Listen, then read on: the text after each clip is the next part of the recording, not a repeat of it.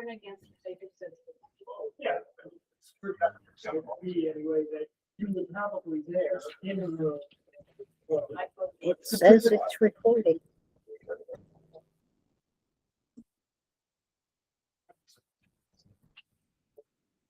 It's got a switch. Shut it off. Just, guys, just remember, if it's down too low, the owl won't pick it up. So part of the reason for the mics is so that, Okay. so they really can't be off, otherwise the owl hears nothing. We, ready, Maggie? I just got to turn the other thing on. Hold on.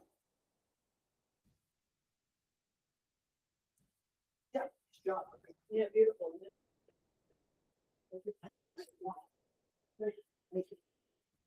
And you know, we're looking hard on that. And he doesn't. Oh, David. Better dogs. Remember, he eventually gets the. Okay, says it's recording. Yes. Come on, Sammy. Come on. Samuel being Walters. Yeah. So, Enjoy going. come on, Sammy. Sammy's in Walters. Oh, sorry. Put your column. Yeah. I mean, Sandy's been always. Come on. Okay. Let's go. All right, so I'm Greg Tetrell, the new planning board chair. The chair calls to order the regular monthly meeting of the planning board on January 28th, 2026 at 5 p.m. We want to have a motion to open this meeting. I do. Who's that? Mitch. Mitch? Is there a second?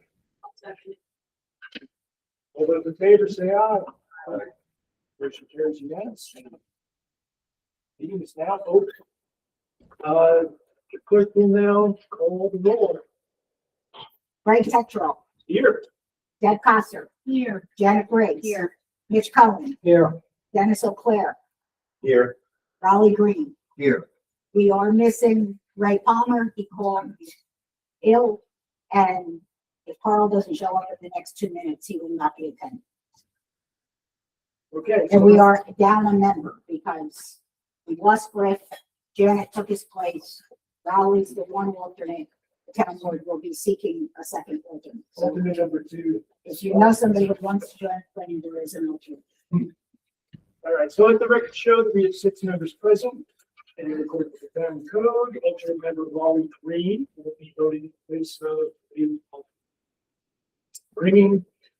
Oh, that's been their previous seats. All stand for the pledge of allegiance. To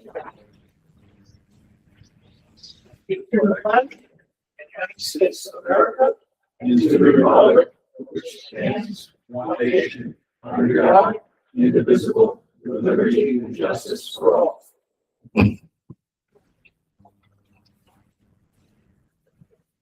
So first announcement is something that already just happened, which was that you're all eligible for transfer station permits. So anybody who already had a transfer station permit, you're eligible for a $20 voucher. And this is the town thanking you for your service.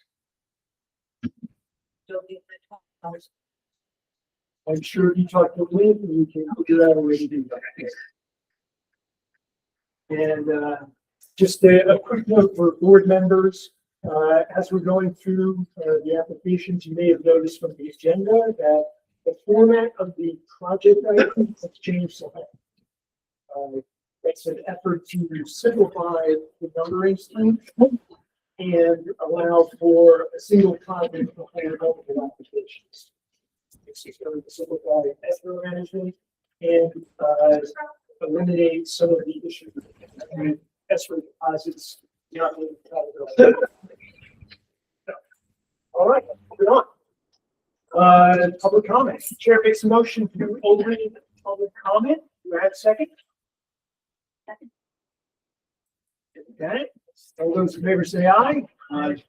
Motion passes unanimously. Is there anyone here who wishes to make a public comment? This is separate, of course, from any public hearings, but we're not doing any public hearings today. So.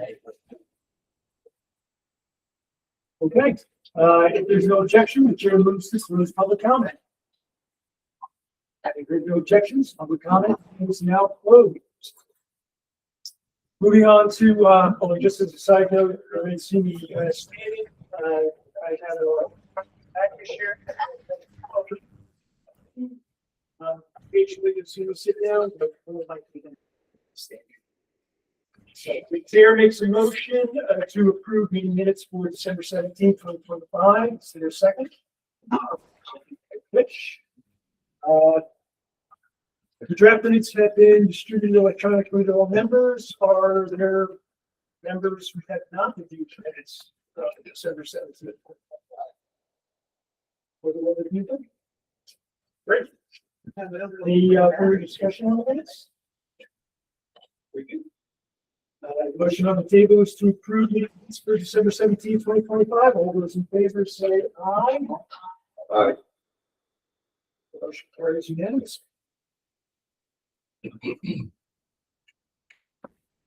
So there was a last minute request that the planning board received yesterday.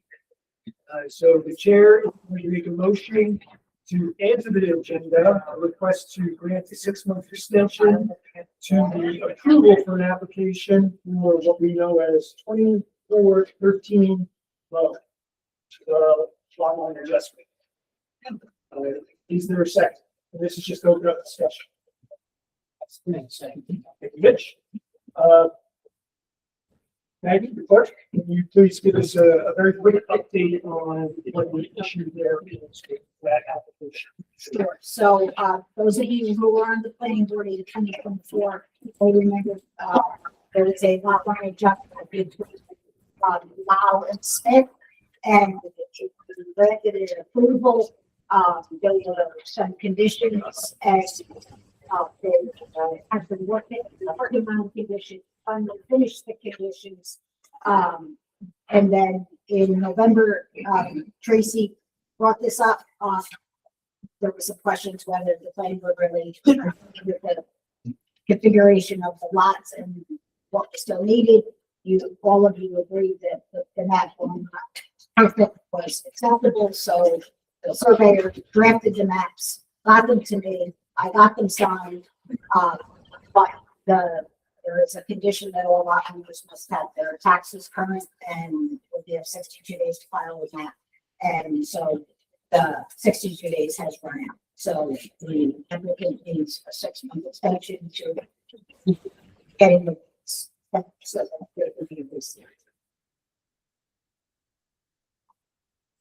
They need to sign their, pay their school taxes. And so what we're adults being taking the vote on is basically whether to make that 6-month extension. So does anybody have any discussions, comments on this particular matter? Okay.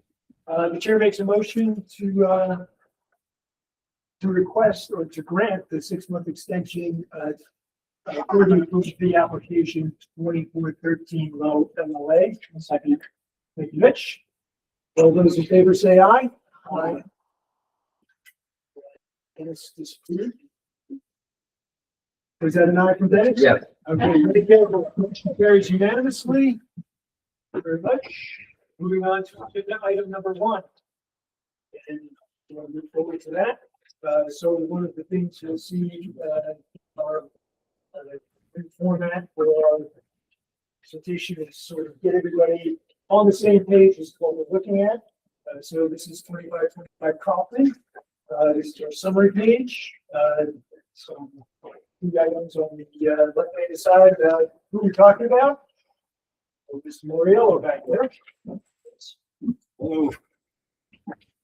So proposed subdivision is 3-lot subdivision. Has everyone had an opportunity to take a look at this particular application and the supporting materials? Very good. What we're going to do is, I did put together, just very slowly go through the next slide.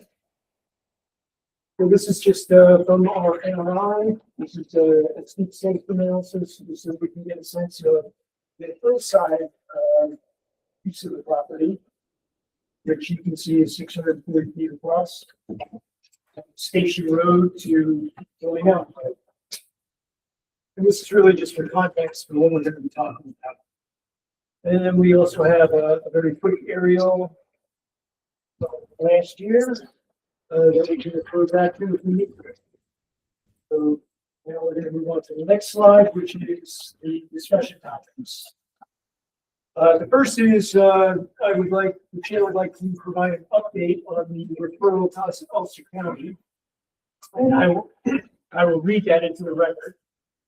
So the Ulster County Planning Board could not achieve a quorum for the vote regarding this application, and no action was taken regarding the referral received from your board.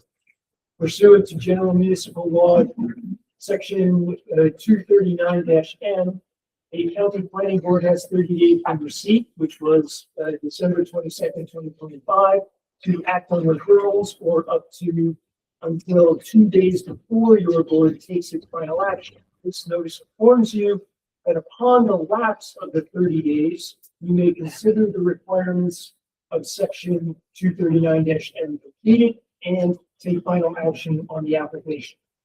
So we are free to move forward.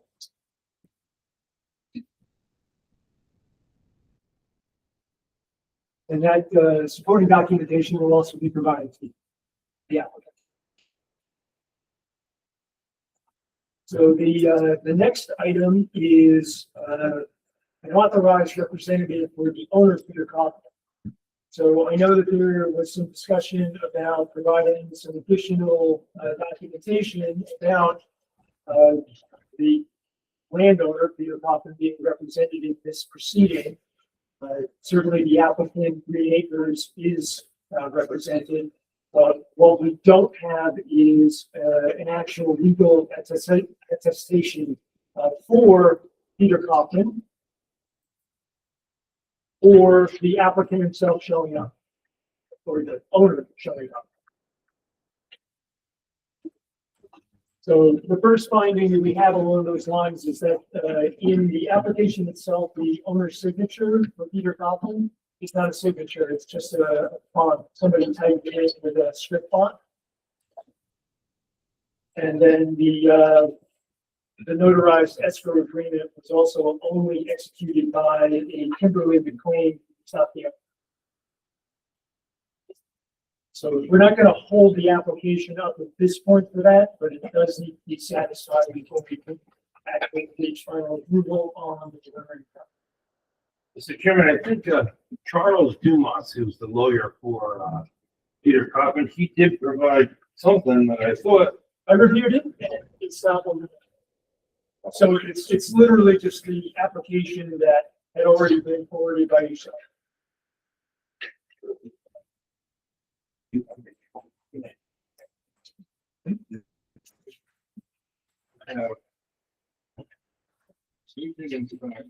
So once we get that part satisfied, we would also need the owner to some of the bank data statements. It's the owner of the property that needs to be authorized at that. So can we make a note that the clerk follows up with the applicant on the requirements of the deed to continue forward on that particular? Okay, next, in Mr. Chairman, is there a, Yeah. do you guys have a form we want me to send Charles to have in some so, particular form, whatever you want? yeah, so there's not a particular form that we have for that. What we really just need is an attorney's representation agreement. That's one way to do it. Another way is for the person to actually show up. So there are a bunch of different forms. We're not too particular so long as it can stand in court. He can stop by here. Yeah. When I'm here and from the can even notarize it to, you know, say that this is actually the citizen. So I will communicate that. Okay, but this is just kind of trying to butt things. All right, next item is on the plat itself. In reading through the deed, there are utility easements that are specified that I could not find on the plat. Some of the easements are not plotted, are only, utility easements for central Hudson, general easements along highways, trim, construct poles, trim guy wires, things like that. So any easements that could be plotted were plotted. So we can put a note on the map saying that they're not plottable. That So as an alternative, if you could simply provide us an email to that effect, that would be subscribing so that we can edit the file and make the finding so that we can do that. The other one was the stormwater outfall that comes under Funny Mountain Road from the waterfall. Yeah. So that doesn't specify the diameter of the, all right, we can do that. Great. Moving on.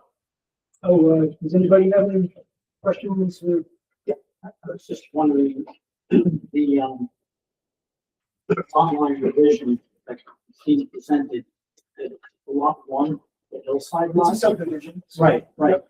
But is there a clear picture of where those 15.616 acres are located? So that the board can see that? Okay, I didn't know if that's the next, Yep, we're taking care of some of the little things first. I have no comments. on this. So the next item is, so if we shall. Maggie, if you can, slide back to the first overview slide right there. So. Help the board and members who are not present, was the last slide. So we have 3 lots.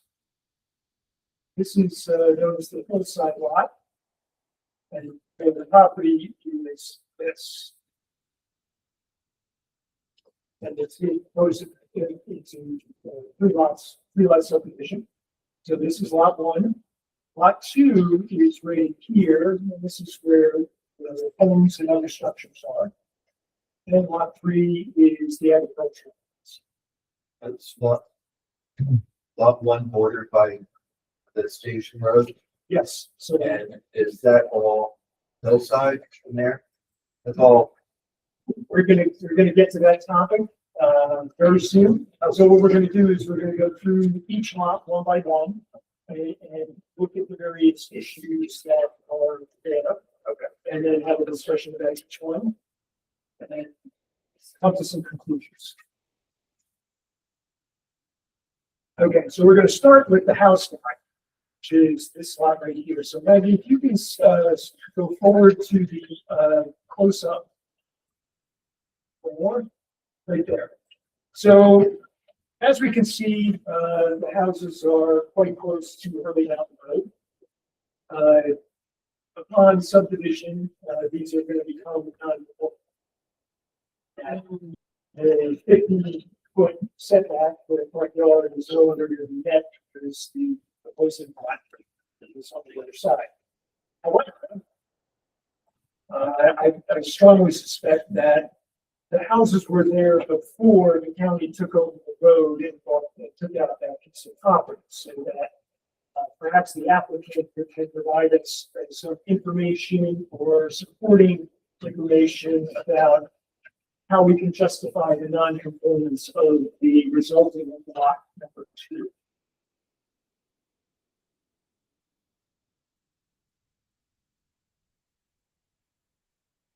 Any discussion?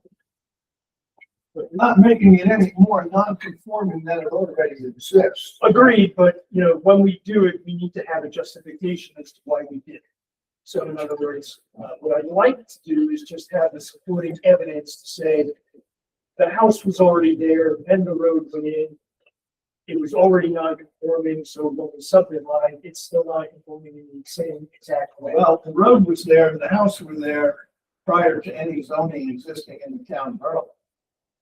So if you could provide us evidence of that, that would be great. 1974, the house dates back to.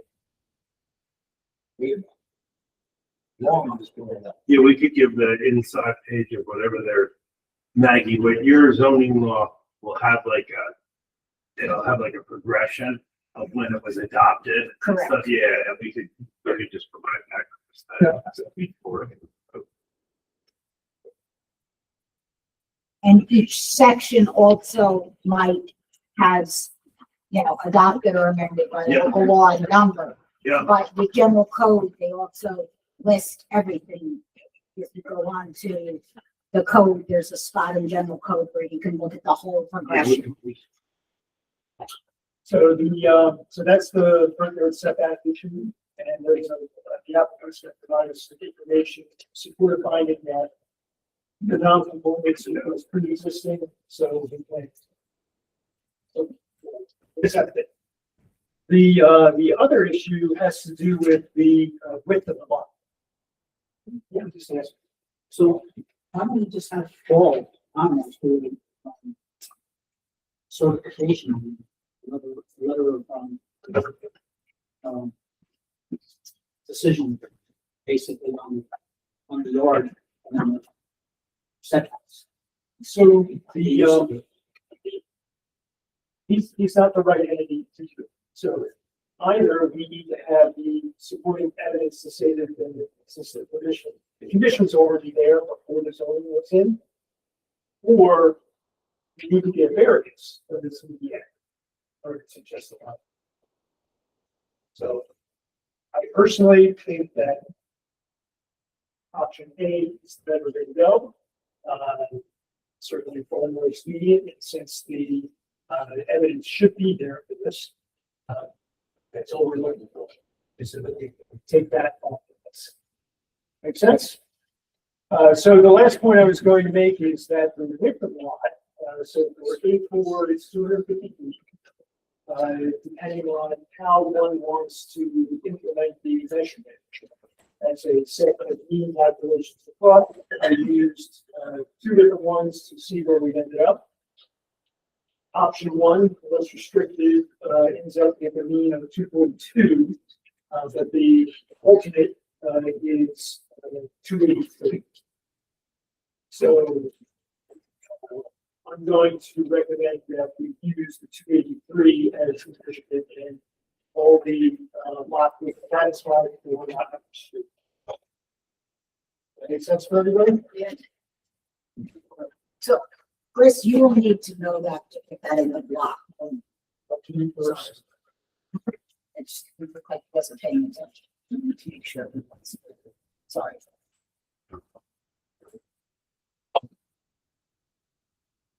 Okay, moving on.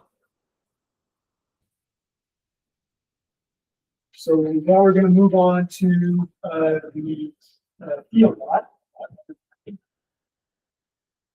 And what we're going to see here is there's a small area that ended up being a field lot that exposes the creek directly to the agriculture. So there's a lot of reasons why you would want this restored. One is to prevent pollution from flowing directly into the creek and not going through from the area buffer.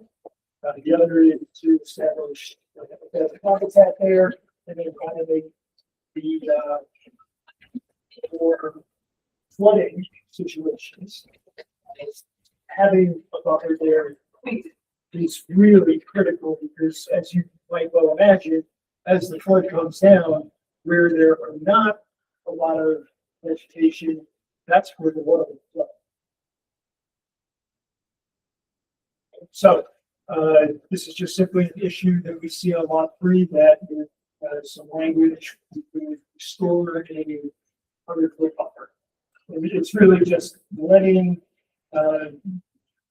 nature rebuild to that spot.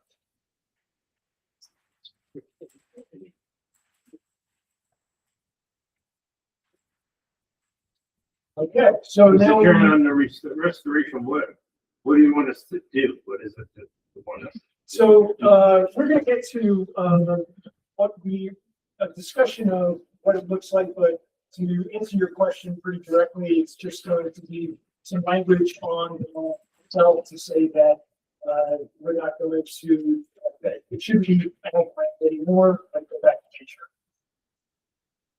That's really just that very small little trapezoid of, Oh, okay, what you're saying is you don't want that area not to be farmed anymore.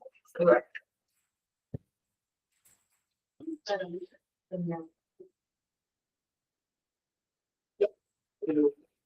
It's going to be. What we're gonna do- Oh, I see, got it. Okay, got it. Yeah. Okay, but I can do the seats. good on. All right, so we're gonna move on to the last plot, plot number one, hillside lot. So some of the findings, that, we made, that, the applicant indicated that, lot one can be developed. And we concur. And then we also concur that it will be better if we subdivide it as such. Lot one, most certainly will have a visual assessment to be performed on it. Since it's an A4, and it is in the most observable class of land in the entire town. So more eyes would be on that particular parcel than practically anywhere else in the town. So that puts a high burden on us to make sure that we're thinking about the future, development of that. Make sense to the governments? All right, so it's really incumbent on us to make sure that we do anything, everything we can to mitigate. Of course, balancing it with the idea that an owner of that piece of property would have by right the ability to put a house on it. So this is the trade-off that we're looking at. If there is no, plan or a site indicated on there where the house would go. There is no development plan at this time as part of this application. That is correct. So we really wouldn't be able to make that judgment. We're gonna get there. We're gonna get there. I had some ideas as to what we can, how we think about the future in the midst of still allowing a landowner, some latitude in putting up a house for you. Yes. Subdivision opens up potential for it to be done. Yes. Can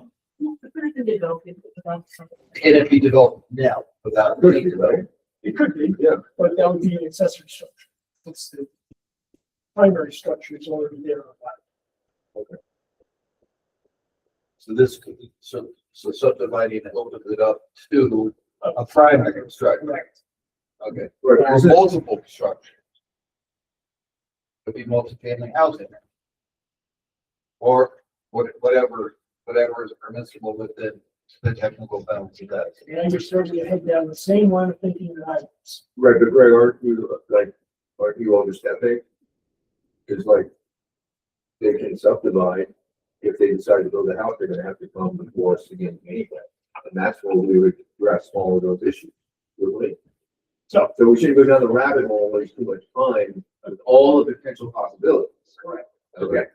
So what really, let's cut to the chase. I was trying to understand, I'm sorry, I was just trying to slur. No, I know, my comment would have nothing to do with yours. Rabbit holes are fun. So let me cut to the chase. So this is gonna, turn into, conditions of approval that we would want as a board to consider. So for lot number one, the first is that all ingress, egress, and utility infrastructure, for proposed lot number one shall occur via Station Road. So that avoids all of the steep slopes and the scenic view shed in that particular area. And make sure that utility poles, driveways, and such are all behind, so that they're not going to affect the scenic view. View shed there. The second is that lot number one will be deed restricted to prohibit any further subdivision. But the Mr. idea- Chairman, I can unequivocally say. Yep. That I do not believe clients are going to approve. I have to just say, conditions that a planning board places on an approval have to have a reasonable relationship to the ends or the nexus that they're trying to prohibit or help or Yes. assist. So There's nothing proposed for this property. When we come back, if anybody ever comes back, they have to come back and go back through seeker to determine what they're gonna do with their piece of property. But I would never advise my client to a condition like that, a deed restriction that it's never gonna be further subdivided. All It's right, not. so I have a very good rationale for this.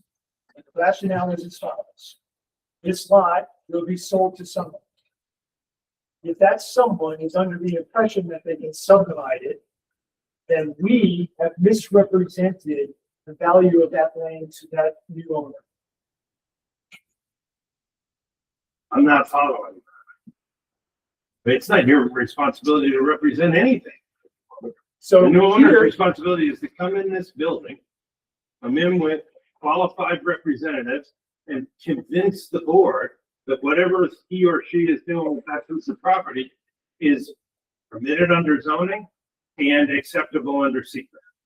That and whatever other permitting that they may need. You know, but it's incumbent on the applicant to do that. You guys don't have to. You don't have to warn people or give them a valuation or anything like that. That's severely, never being able to subdivide again severely restricts the value of that piece of property. That's a take. That's just easy. I mean, this is not the first time I've had this issue, and I can certainly provide the board with a memorandum, but I just think this is a very simple subdivision, and we're getting super complicated here with issues that I just don't think have any relationship to what is before the board. so what I would like to propose is, since this is something as a condition that we're simply considering, if you could put together just a quick summary of the points that you just made so that we can add that to our findings. Yeah, I get it. Yeah, let me hear all the rest. I'm gonna need to get from something from the board in writing what all these respective conditions and asks are for. I mean, for instance, the ag data statement doesn't have to be provided by Peter Coppin. It can be provided by anybody. It's circulated by the clerk of the planning board. Anyone can provide that. As far as the representation goes from Peter Coppin, I can't represent Peter Coppin because I represent the Yes. applicant. So I assume he's gonna say Chris Dell can represent. That's, I guess, what we need, right? Sure. I don't know what else we could provide, but at any rate, let's go on, and as long as I can get a list of all of these things, we'll go back and So let deal with let what me, we let me can. pull back why we're doing this way. I want to get all of this stuff out on the table as quickly as possible because the board would very much like to move your application along. We'd very much like to get to a place where we're scheduling a public hearing for next month, and that at next month's meeting, we would in fact be prepared to approve. So that's why we're getting all of this out right now. I'm not saying that the board is going to agree to one or more of these conditions, but these are important things to discuss. Any comments from the board? How many acres is, lot one? 15. 15 and a half. That's possible 3 lots in the park. Eight. That's what I'm. It's nothing now. But yeah, This is the project that's before you right now. There is nothing proposed. for this yes, lot. we understand that. We understand that.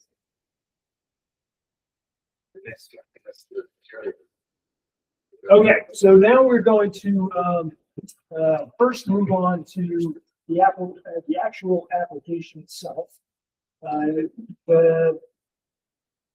What came in as, in effect, a preliminary plat.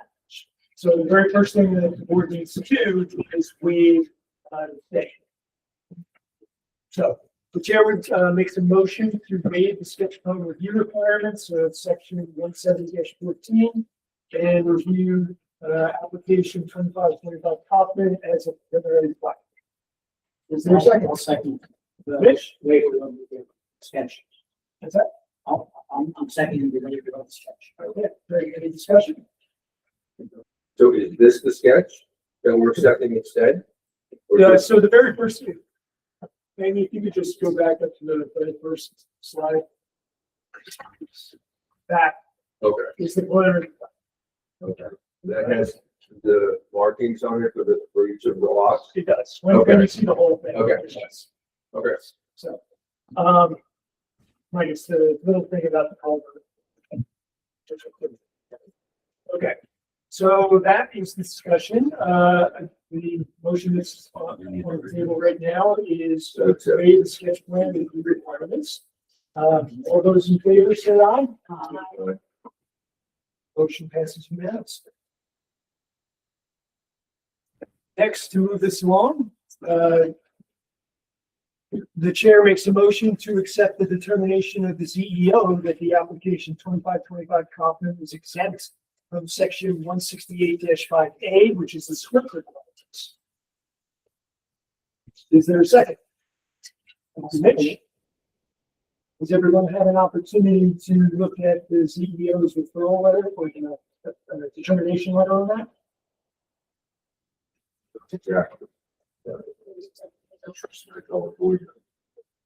It was very explicit and very well written in terms of identifying the part of the code and the reason.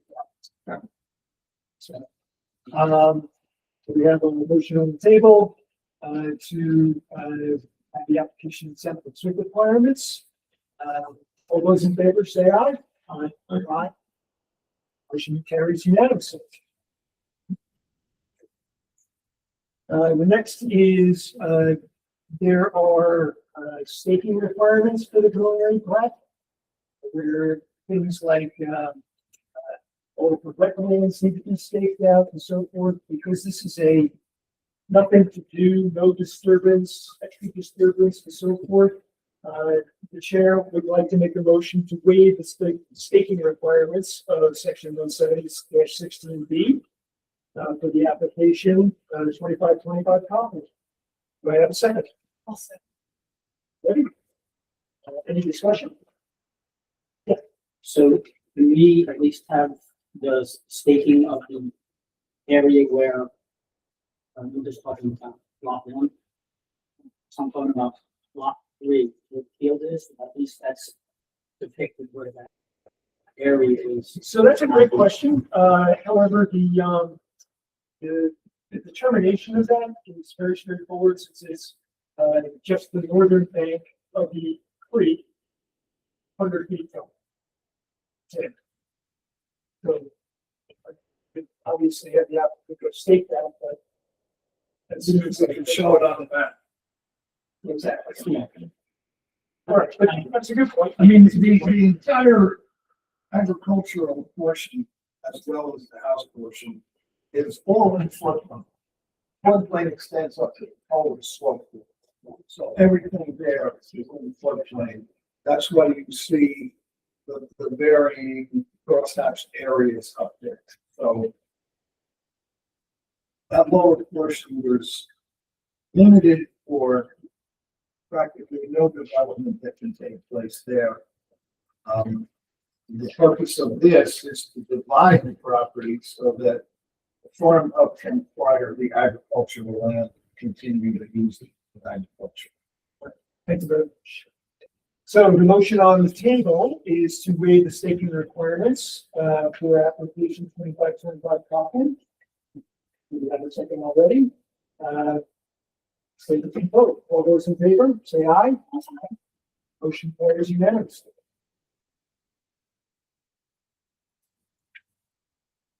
All right, the next step is to basically determine that the application is complete so that we can move to preliminary plat review and schedule a hearing.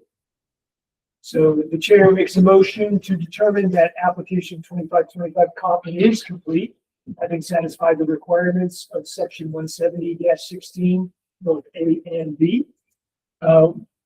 With the condition that the legal documentation is provided to the planning board, attesting that the owner Peter Kaufman understands and approves the application, which we can do. So thank you, Mitch, for seconding. Any discussion on that? Very good. So all those in favor say aye. Aye. Motion carries unanimously. Very much. And now we arrive at the public hearing. The chair makes a motion to schedule a public hearing for application Kaufman, 2525 Kaufman. Do I have a second? Yes, so the date is going to be, don't have it in February 20. It's the next regularly scheduled appointment. Thank you very much. Is that acceptable to the applicant? February 25th for the public hearing. Good with us. With us. 5 o'clock. 5:15. We'll do the 5:15. All right, so I will restate the motion to schedule a public hearing February 25th at 5:15. Second, thank you very much. And Craig, did you also say that we need to do a site visit before that? Good enough. Oh, we did not. Okay, great. Mr. Chairman, the submittal date for the documentation we're going to give you 2 weeks ahead to.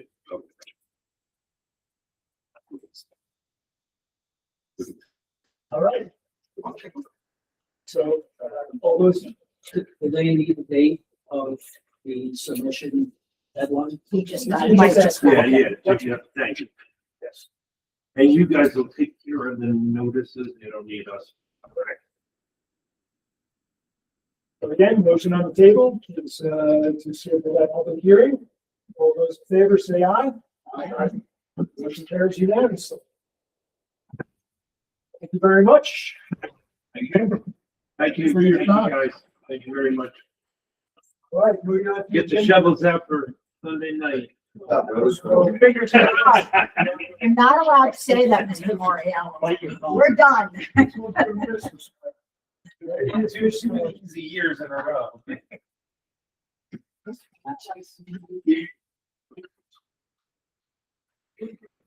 That can only happen, Mike, if you're gonna come shovel on a driveway.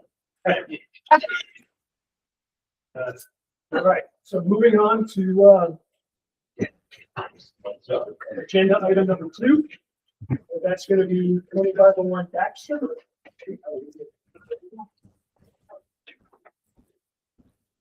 This sidewalk subdivision is being proposed up on Peter.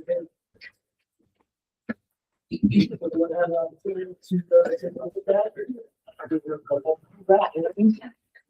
All right, very good, very good. So, at this point, I will, give the applicant a moment to, do a brief introduction for themselves and, Can you guys just, state your names so that John I know Hamilton. who's here? Tom Bassett.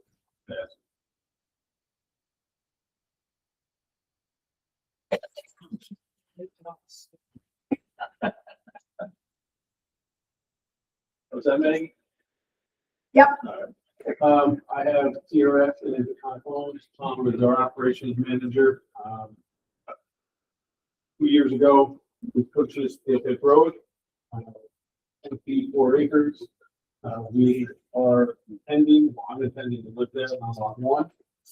And we proposed 5-lot subdivision. We started last year, we're in the process. We presented already to the board, our Channel Homes that we are putting up there. 15 months of record, we've been in business for 40 years, 700 homes here in Hudson Valley. A really lifelong area residents. Corporate homes up there is what we build and be one of the people living there. I'm gonna bring it up to speed on where we're at and what's going on next. Okay.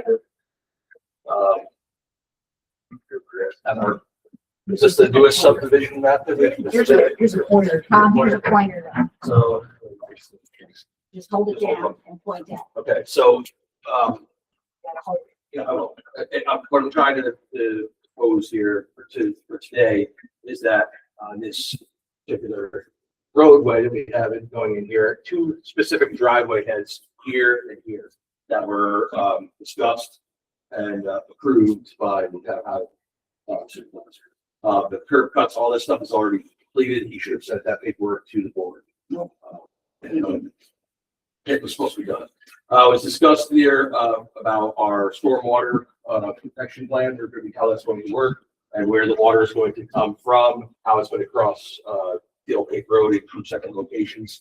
There is a culvert here right now that will be increased in size. This one here, directly across from this driveway, will be a newly constructed culvert to the specs once the stormwater treatment protection plan is completed. So just point out the culvert again. It's a culvert here, right here across. There's an existing. There's an existing, and where we're right from this driveway out to this piece of partial piece of our property here, it's going to be another culvert up there. And a culvert for the driveway gets right there. Yeah, this is gonna be some culverts here, but they're gonna cross onto this. This is ours here. This is part of the lot.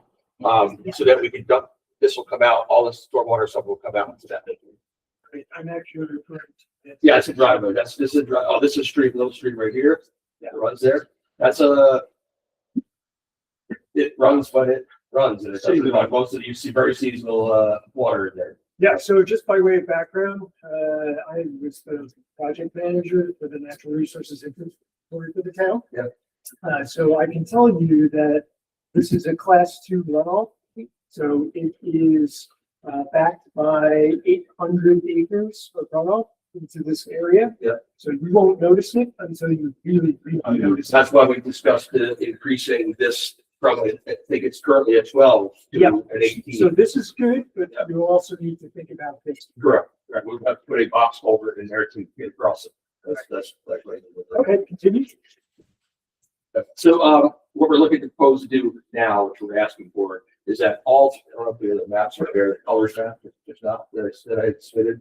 Yeah, with Where all the trees are, where all the drawing and all that is, where all the trees he wants to. along the driveway. It's highlighted? Yeah. Yeah, it's in the folder. So Yeah, it's Okay, well, I had drawn, it's pretty much the width and the length of the road. We would like to take out the trees that are currently on that during the time when we can cut trees. Because we're looking to develop lot, this year, lot 2 and 3. If we wait any past the time, we're not gonna be able to do with everything with the bats and all that. We're not gonna be able to do that. This is the time that we'd like to cut that stuff. December to the 31st of March. you know, that's it. So So, what we're asking for is approval to take care of all the dead blowdowns, which we did a site visit there. Remember the size of the blow, the root ball is as big as this root. It's not a very good place to be walking around, no access. We need to start clearing ourselves access to all our markings, have our surveys completed, all that type of stuff. We're looking to get all this, the driveway heads, once you get the approval, we're looking to get them cuts in, so we can make access, and then cut all the trees along the roadway and the driveways and the house locations. I'm not looking to stump everything, looking to get the bulk of the trees out. But I have to, in order to get my driveway, then stump a lot of the road, this area. yep, I understand the yes. Does everybody else understand the yes is? What's the stuff? Where you cut Are you trees, gonna and do stuff. in Lowell? Oh, not right now.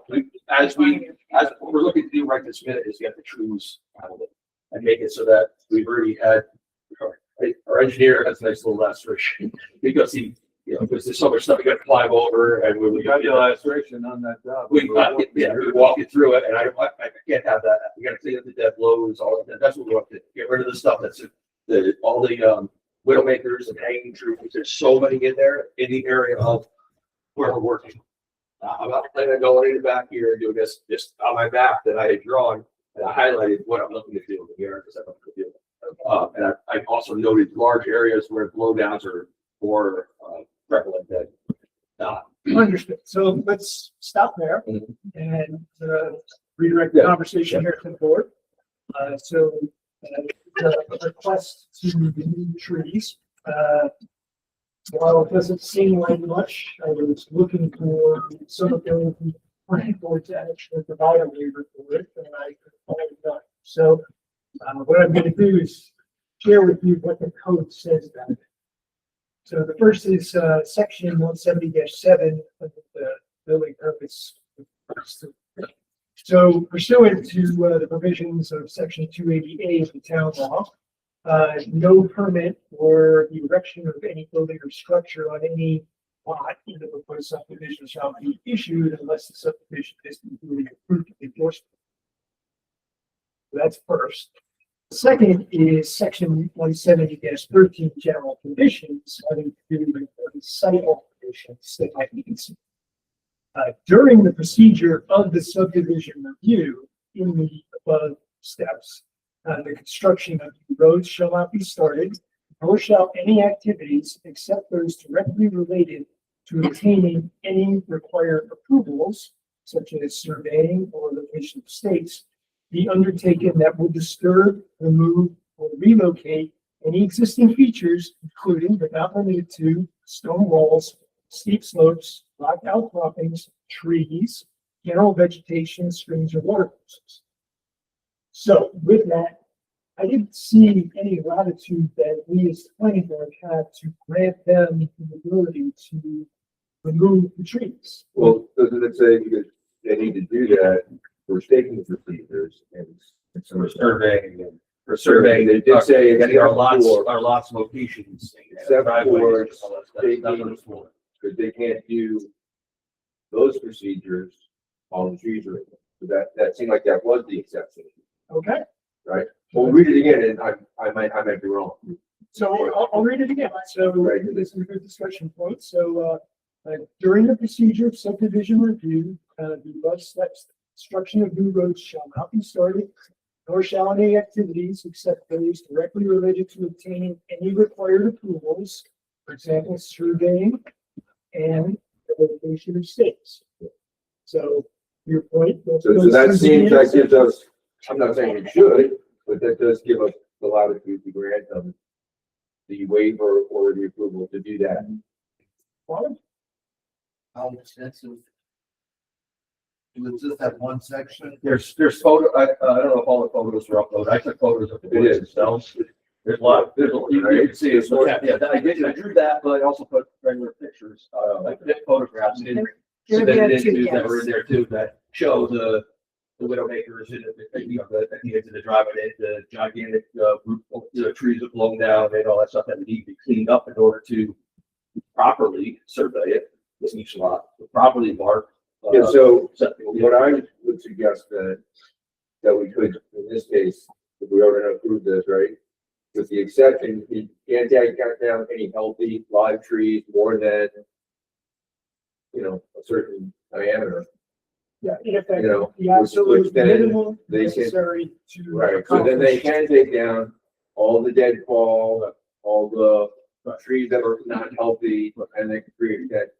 And to reiterate to the board, like we did before, I plow some driveways in Woodstock area. And I say to myself, I'm like, the guy at my front says, man, who designed this house? Can't anybody cut a tree down here? I'm like, this is what people want, and this is how we do it. We don't cut any tree that doesn't need to be cut. We don't cut farther back on roads to make it. Our roads are nice, gravel roads, like in through the country, with every tree that's left there that can be left there, it's not dangerous to something that affects whether your house or somebody falling out of a car. So we wouldn't do that. We wouldn't be clear cutting anything. We would just be cutting what's necessary to get ourselves moving forward within this during the time frame when we can do it between now and March. That's You're questioning why March? No, it sounds reasonable to me, so I'm clear, and with a clear cut. no, that's not gonna happen. We're not gonna be constructing the road at this point in time. We're looking to get what we can get out of there while other the time that we can so that when this moves forward and we're in, October, this lot, I possibly could get a foundation in there before the end of the year to get that house. Understood. Yes. So let's try this. So, the chair makes a motion, to allow the removal of trees and deadfall, for the purposes of surveying and location of stakes, and that the disturbance will be held to an absolute minimum. I'll second the motion. Do we want to tie it to the map that he has identified already? Yeah, I have a clear cut. We Can can have to do that. Yeah. you see it? Yeah.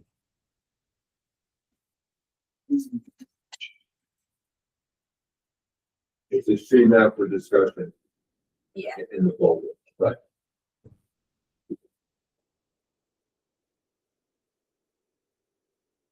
Oh, I see. It's a- She's got. I got it. Anybody else want to see it?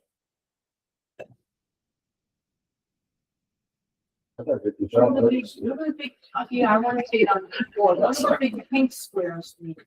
I have it color coded to the side. If you read through what, there's certain spots of that will be stopped at a future time.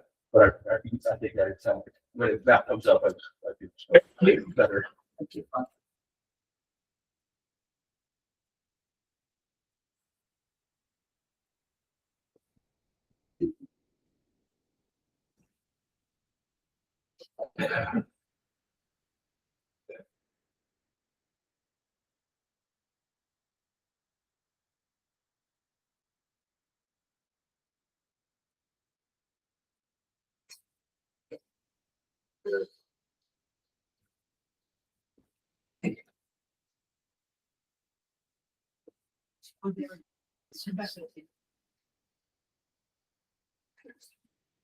Do you have any questions on that, Matt? Yeah, I do have questions. I can show you what. If you come over. Why would do it? Yeah, I Come can over do it. here. So, So, those big squares that are like these, This so is- these orange things are So full. the orange Maggie, is did we not see this? Yes. She's working on it. Yeah. This is our road. This is our road. These are where there's a huge. Just scroll on the far right, scroll down. Those are what I wrote on the side. It's basically what eventually has to be stumped, what has to be cleared down, what it's kind of broke down. It comes up, I can show you better, so everybody can see it on the map.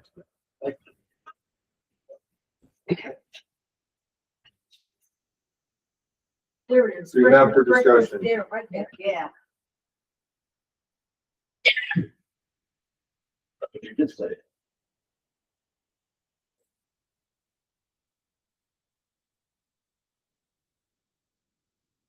There we go. Yeah. So, this section here are trees that the town will be requesting that be removed along the roadway when the time comes for to do their work. Yeah.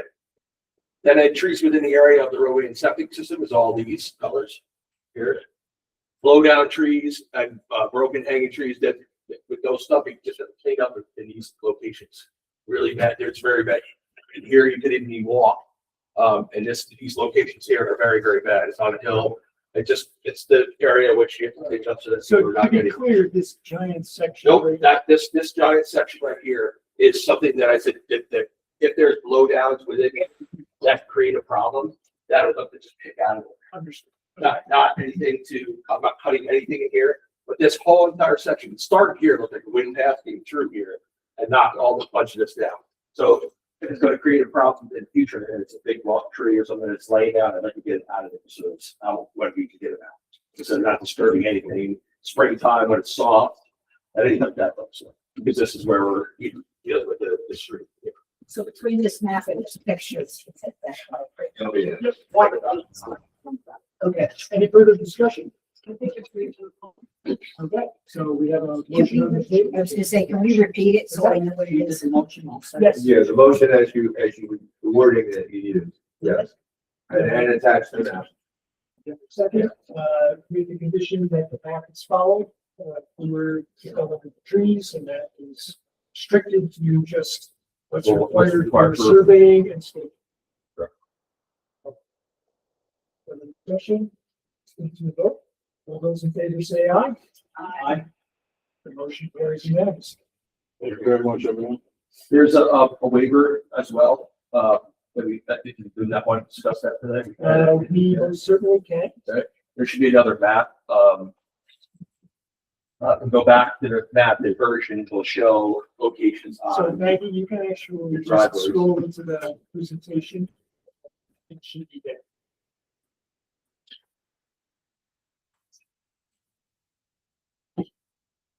No, just hit slideshow. Okay. See it? And go there. So back up. So these are, These are our engineered drawings of the driveways. so I'm gonna hold you up there for 1 second. So what's going on is that there's a waiver request by the applicant to have us waive the requirement for roadways and driveways to have a slope of 12% or less. In other words, they're proposing roadways and driveways that are greater than 12%. On only lot one and on lot one. Lot one's gonna be my residence. On one of them. Okay, so, what we're looking at here, just so that we know what we're considering, I put a little circle around that, and the line that comes up here is indicating 12% slope. Until you end up with a little section that comes up over. So that means that either the road has to be greater than 12%, or they're bringing in bulldozers and knocking it down so that you have 12%. That's the engineering side of it, how you make it happen.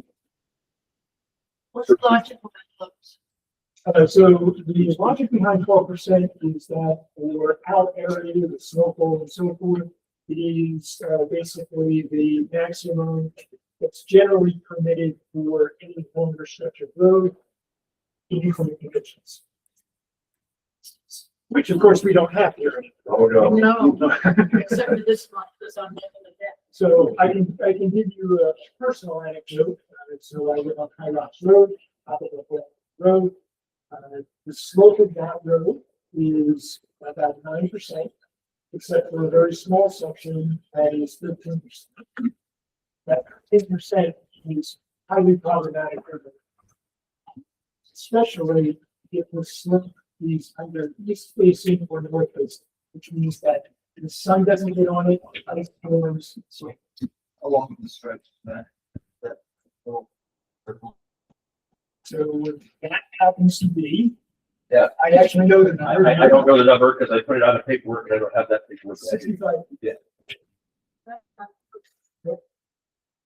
I live in one of those. Right. So Maggie, can you move on to the next? Actually. So there is 2 driveways. And then next to that. And everything is gonna be to spec except for driveway 1 and driveway 5, nothing else, everything will be to spec.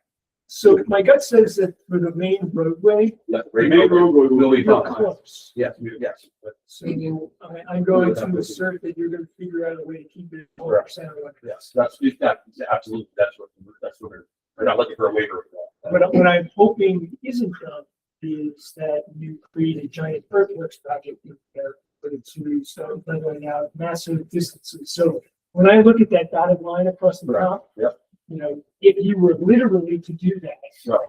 I Yeah, can't even tell you how many tons of dirt. that Oh, is. absolutely, absolutely. This is slope for 1, right? And lot 5, material from other lots, you move to lot 5, you go up, because it drops down and comes back up to make the performance to it. So we're just going to quickly go through this. You can see the end of that is all 15%. And actually, it's much greater than 50%. Okay, we'll provide some context for everybody as to why that is. But if we move on to the next slide, So you can see lot 5. I identified exactly the ones you were talking about. So this is actually interesting. When I first looked at it, I thought this would be a great skateboarding campsite. It's a tough driveway. So this is 20 feet down, 40 feet across, 20 feet up. And 15% grades all over the place for greater depth. So let's move on to one more, Maggie. So what we're looking at here is, I went ahead and computed for the entire parcel, using this legend down here, the slope of every square meter on the parcel. And color code. So this is the power of the interrupt. And what we have is these white sections, that's the level sections, and what we're going to notice is that the applicant has decided to place the houses generally on the white sections, except for this house over here, which is planted in the middle of a very steep slope. The half pipe that I referred to is this here, trying to get a house up into this area. And this is an expansion of that particular area. And you can see the grading going kind of apart. In addition, this particular here is also a runoff, which means that the engineering that's going to be required in here is fairly substantial. Is that box in lot 1? No, So this is just an expansion of I that know, but box. where's lot 1 on that? So lot 1 is here, lot 5 is over here. Oh, lot, I might have. I'm getting that right. Okay, great. You can actually see from the elevation model, it's sort of white wiggly line. And I'm guessing this is the line that you have decided to put the road on. Pretty much. We try to keep the contour the way it was, so that's why we wanted to make it so that we did not end up with too bad of a spot. We didn't want a straight road coming straight in. We kind of want to make it, around to, So my time. suspicion is that once upon a time, a logging road was. Yes, it was. Correct. And this was the logging road, which is here, follows here. You can actually see this darker line that goes right there. So that's a cut that clearly, in order to get equipment in at the time, whoever was doing it, basically cut a logging road in. So the applicants are really for the main road taking advantage of that. Yes, there was a version from it that's trying to keep it so successful and not having being longer than our required road. Maximum, but So when I looked at the plan, and I wasn't there months ago when this was first proposed. I had sort of questioned the idea of why a straight line through this area, which was switchbacks is the way to go. But upon seeing the elevation on it, it's pretty obvious why we chose that. Is that the thinking? yes. Okay, so the issue is really coming down to the acceptance of the waiver for the very steep drive that goes up lot 1 and the very steep down and up. I'm going to release my opinion or assessment of the situation. The main road is close enough. So I have issue with both the driveway for lot 1 and the driveway for lot 1. The main road had one section that was showing, yes, it was over 12%. But I think that from the engineering standpoint is faster. So really, we have two choices. We can either approve the waiver, and then to put in very steep driveways, which could be in excess of 50%. Are these individual waivers or just It's one waiver for the project. Buffing the two driveways. Well, for the whole project, For the whole project. which would include all five Right. driveways in the building. That's a good question. How, I mean, I've lived here long enough to know that on a cover road, you really park. It's like you can, but, or handbacks. But how hard would it be to lower 15 to like, let's say 13? Like where your residence is proposed. I think that could be probably managed and put some switch jacks in there. So that was going to be my suggestion is to Just push come back in, on come in and then you. come back around. The, to redesign of those driveways, if you get the slopes to much more manageable, about 12%. Let me ask you a question. I'm your lawyer. So, okay. It's only Yeah, no, that's why. In here, our road is gonna come in here, we'll stop there, turn around is here. Basically, driveway 5 will start. This downward slope, okay, that comes down. In this area here, this,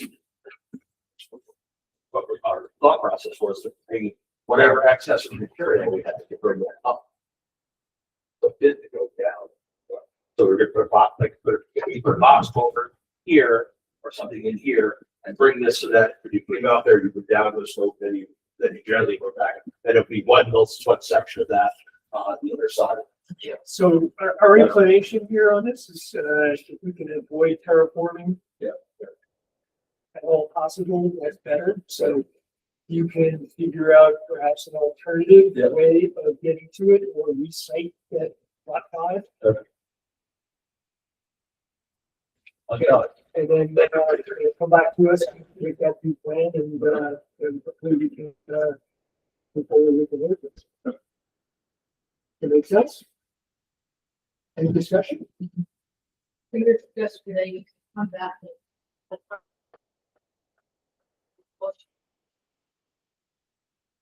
Yeah, so for,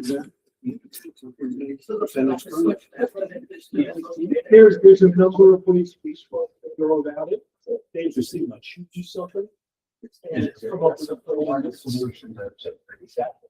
That and some places. I mean, anyways, but doesn't matter. Yes. So everything's clear what's happening. Yeah, and I just wanted, my feeling is that this is just, it's like,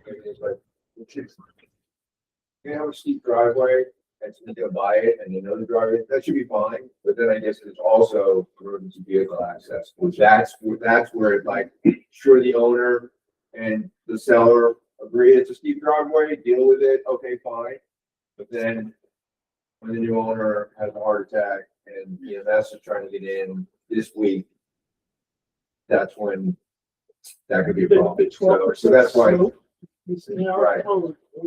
so that's why I see, We're not, so they're pretty serious about that. okay, Any exceptions, really have to be very short, and very particular to a particular topographical feature that you just can't go around.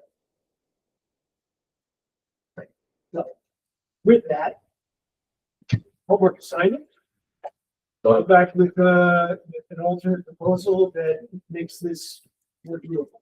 And what we're gonna do is we're gonna provide you with all these materials, so you have that available to you. All right. Okay, thank you very much. Everyone. Thank you.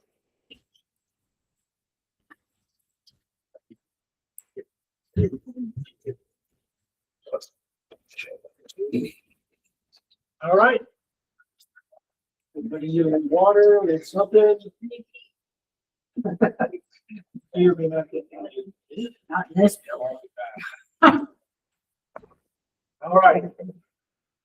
Agenda item number 3. I hear that this one is a long-standing project with the town. 1821 Arizona. It is a very long-standing project. Please introduce yourself. Jordan Van, representing Arizona Hudson Valley. I am here to have special use permit, special use permits that just got reissued about, let's say, a couple weeks ago. Part of the, I guess, issuance is that we have to comply with everything. We're going to support the construction, to move forward with construction, we have to be in compliance with all the 10, basically, points that are on special use permit. We're in compliance currently, I believe, with 9, I'll quote me on this, but I believe so. The last one is the bond. The language specific in the SUP is the applicant shall be required to furnish a performance bond in an amount determined by the alternate town designated engineer to be sufficient to guarantee completion of the proposed site improvements as provided on the site plan set. Such bond shall be released only upon the certification that the ADTE that all requirements, including finished grading, drainage, have been complied with. Which obviously we're fine with it.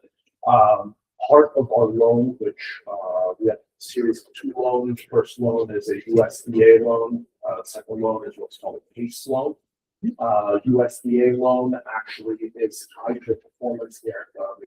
Performance basically bond for the entire size of the project. So in this case would be somewhere around $27 million. Which is way more than what's required from the town. The town specifically, the requirements from our understanding and our attorney's understanding is in regards to the infrastructure work actually be seen from the road drainage. So that nothing basically gets into the lake and then eventually into the water. We are I asked to be at this planning board to just have a simple conversation with you guys and see if there's a way that we can forego this bond to avoid double bonding the project, since in this specific situation, I'm personally guaranteed the loan as well. So any, let's say, savings we get is going to be beneficial. All right, we understand the ask. Let me take a look at the board here. We'll go through some of the items here. So back in 2021, February 2021, when the approval was granted, the resolution for it, item 8, which the applicant pointed, had to do with the village bond. My investigation of this, I was led to let me conclude that no bond was ever executed. So it doesn't exist.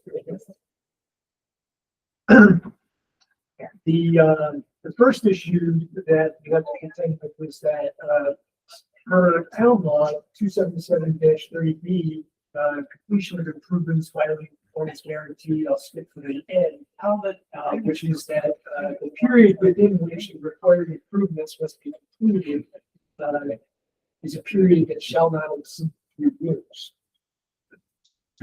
Which means that we've already gone outside of the scope of what the performance of the plan should be put in place for, which means that the initial resolution, the language to the letter, says that the entire permit falls.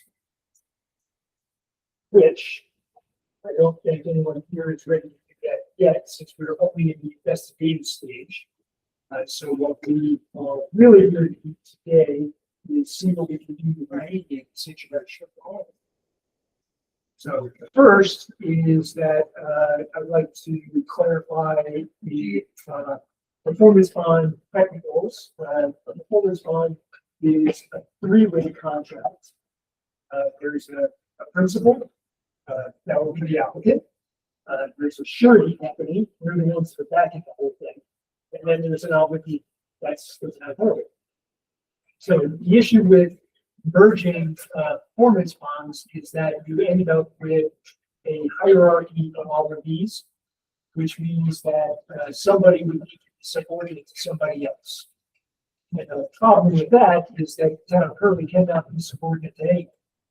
Your financial entity that's providing the loan will also have the same requirement, which means that the performance bond requirements cannot be merged. All right, And I'm sure you put this by your attorney. They're gonna tell you the same. so question number two then for you guys, Yep. it is actually quantifying, you submitted a while ago, very long time ago, actually, an estimate of what the infrastructure work would be and for that. How, regards to that, so not that case full on, Right. and that's actually in your files. Because they were dealt back the other day. The question then is to come up with a number that actually makes sense, because obviously, in this case, infrastructure work is not the total cost. of the project itself. Correct. So- Correct. So I can simplify this for you. So what we need is just a very basic, cost is complete with the, particular items, that are denoted in the resolution and in, In the resolution, we only have basically, as I read it. it's gonna be the roadways, it's going to be the drainage infrastructure and whatever shared infrastructure that's required for things like, parking and so forth. It's not the individual units or any supporting infrastructure that supplies to a single unit. Does that make sense? Got it. So basically, it's your parking lot, your roadways, in this case, wastewater treatment plant. Yes, It's a shared expenditure. the wastewater treatment plant pumps that go towards the wastewater treatment plant as well as, plumbing. Right, so any place with multiple dwelling units are relying on a thing, that's the thing that needs to be done. We're happy. So just need a cost to complete using, current 2026 numbers. And, the plan is that we should get this done in 90 days. All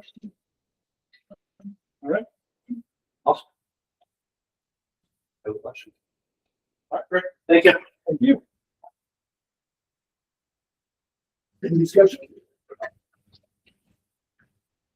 It's just that information we received, that you provide that to the planning board return that.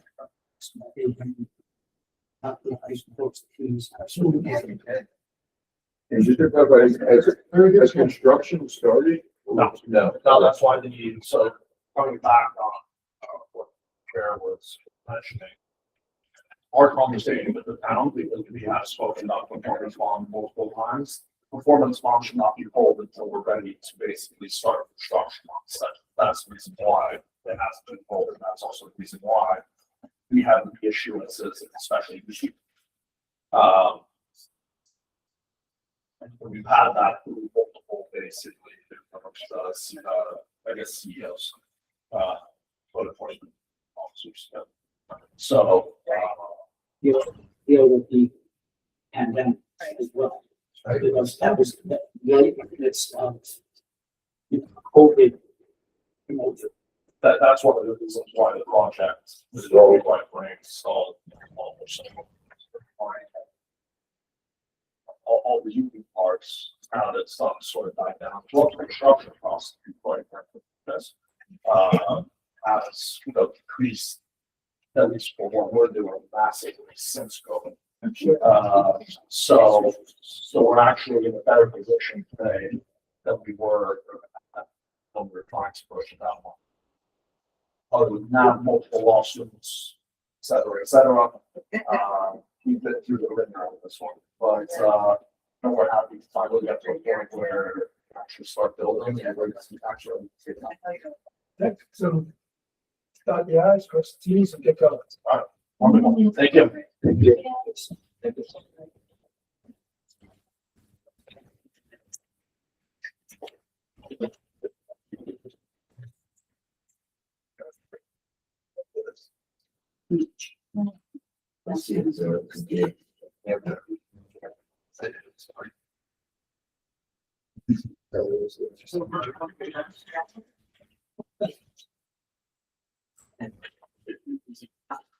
Let's move along. Sorry, let's take a.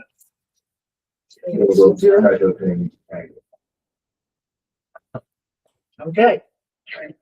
Agenda item number 4, project 2601 Walrus. Jeff Walker here of Walker Architecture. Then proposing a single family home on Tongchi Mountain, in the Pitcairn Estate. For Adam and Astrid Sender, who are now in Florida, architect. Adam's family has had languishing baking for decades. They've been somewhere out here. Throughout his life. His mother lives there now, and he'd like to be close to her. So he's building a house for him, his wife, and his two kids. It's a 3,700 square foot, 5-bedroom house. That is obviously on the portion out in near the top. Terrace that. It's steep. With a view of the reservoir. I said it's steep, but definitely not. With a view of the reservoir, so the house is configured along the view, it's a long stretch out of the house. I was considered this corridor. With screen porch, a large deck, the deck is separating 3 of the bedrooms, so there's 4 guest section. Would you like us to bring up the presentation slide? Well, yeah, we should show the renderings on this front page, that'd be great. Yeah, I'm gonna try. So that would be, It's a mid-century modern house with flat roofs, all charcoal. Big overhangs, shade glass. And it's as low as possible, single story entire house. No interior stairs, no second story, all the mechanicals will be underneath it, so there's nothing on the roof. The roof is just a mat membrane, no nothing. Give me this call. So The presentation.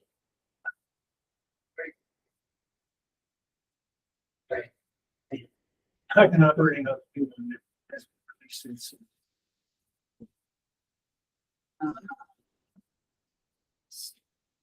Yeah, the presentation was in it. All right, anyways, just, Well, no, I mean, it's, everybody knows what it is, yeah. I know it's on Walrus, whatever, but where is that? it's on 2 Shortcut Road, which is right where Shortcut hits Pitcairn. Actually, go back to the presentation for a second. So, slideshow that. Yep. And what this is just the land use map from the NRI. So you see the little parcel that looks kind of like a duck. Up there towards the top, Oh, the yeah. parcel number is sitting there. So that in fact is the parcel we're talking about. And so here's Shortcut Road. And it's right off of Shortcut Road. The one thing you should take away from this is that obviously it is district. And the hash marks are clearly showing that it's also in the visual assessment. So that means we can look at it for obvious reasons. Otherwise, it's as of right. Here for visual assessment. Like, you still get to build a house as of right. We just get to have a stating with It looks like that conditions. you know. We don't like That's not true. Yeah, so we all have our opinions. I actually, when you go to the site, so if you go to the next slide, just to put a follow on this particular, this is the view shed map. And you can see that the red area is where that particular parcel is right up in here. So, very much. when you go to the site, you can see that there's actually the shrubbery and everything blocking the view from the road. So the only place you can see the cattle, I think that was Austin. It's fairly well, but it's tucked in the real valley. I think we need to site visits, obviously. And they are plotted out by the end of it, so that's all staked out. So go back to the slide back for a second. So what I want to do is for the board, I just want to give a sense of what we're talking about. So the road, Shortcut Road is over here. That's Pitcairn, short carrot, cuts off to the right. Yeah, so it's right here. Yeah. It's Shortcut Road right here. I'm sorry, yeah, you're right. Yeah, it most definitely is. So the site is right in here. Okay, which makes sense. And while this particular request of the board has nothing to do with it, I am curious how you're dealing with the driveway situation down that steep slope. We're just having a process. The engineer, I can't talk since here. Okay. That's It's just a current. curious to see how they solve It's it. the closest. Okay, so essentially it's this area that the structures are gonna be, and then down in here is where the septic is. So that orients it. I mean, I think that's pretty much it. It's a very dark color, entire house, a really dark color, it's single story. There's very large overhangs, trying to shade the glass from reflection. The palette is just charcoal wood.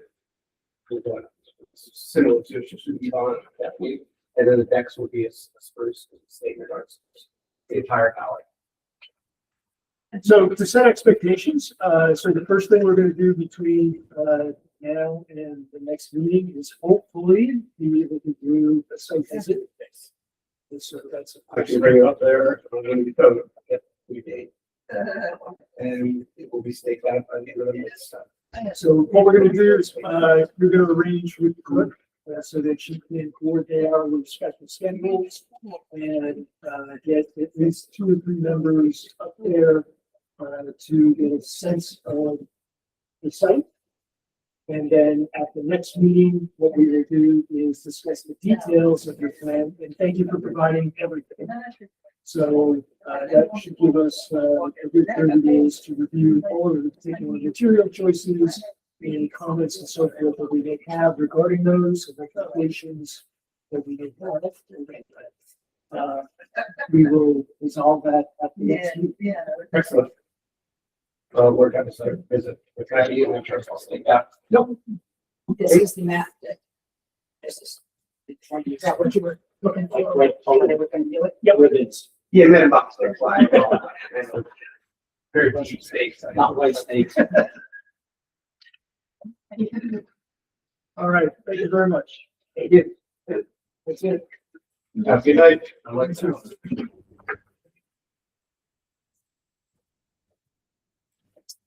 And we've made it. To 2524 Bellows.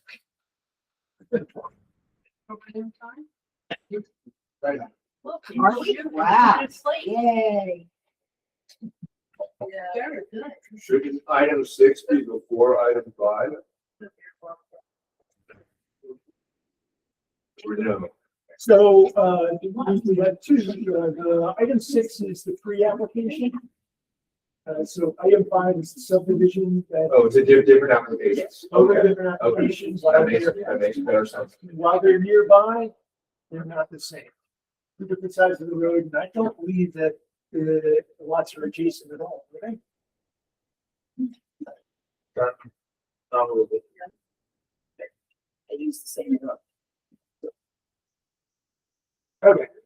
So, I will hand it over to the applicant to give a brief description of the 2-lot subdivision.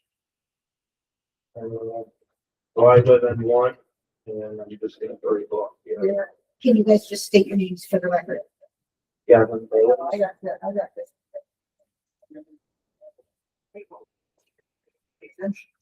Yeah, right? Yes. So what we have here is, this 2-lot, the lot runs here, down here, along Hollow Road, with a switchback down, for Wittenberg Road, and back up. So it's certainly an oddly shaped lot, that almost seems to want to scream subdivide me here.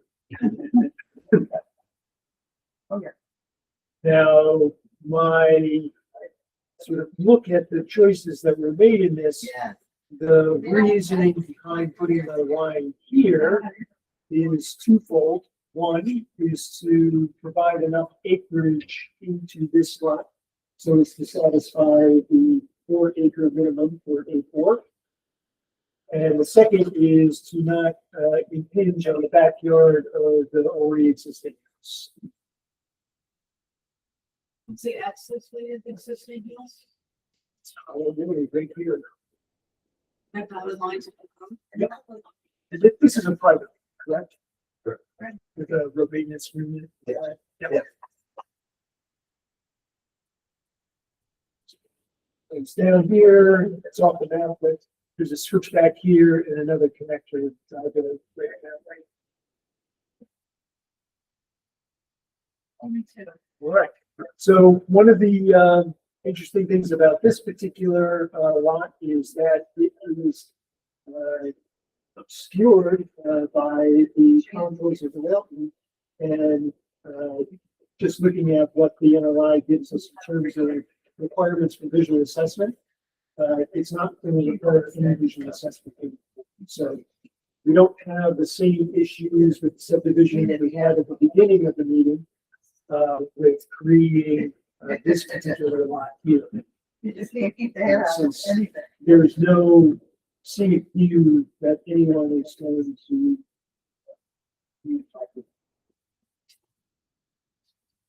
That being said, let's move on to the next slide. So here's our steep slopes analysis with terrain. And what you can see that when I first looked at it, I actually had my contours in the wrong direction. So Glenford Wittenberg Road is actually the high side, and it goes down into this valley. Does that make sense? All right. So the white is really low. So this is actually a wetland here, over the creek there, and then these are the flat areas. And needless to say, this really white area right there is where the existing house is. Which brings us over here to this lot, which just by the look of it, yes. Mitch. I just want to know, you have, it looks like you have a double line boundary line here. So that's the hollow road. Oh, okay. So that's how there's access to the proposed.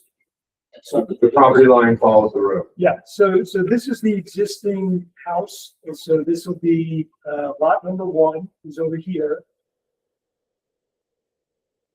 And the driveway is already off the Hollow Road. And then I presume, or we should, as a board, understand how the second lot that would be created by the subdivision, how would it be used?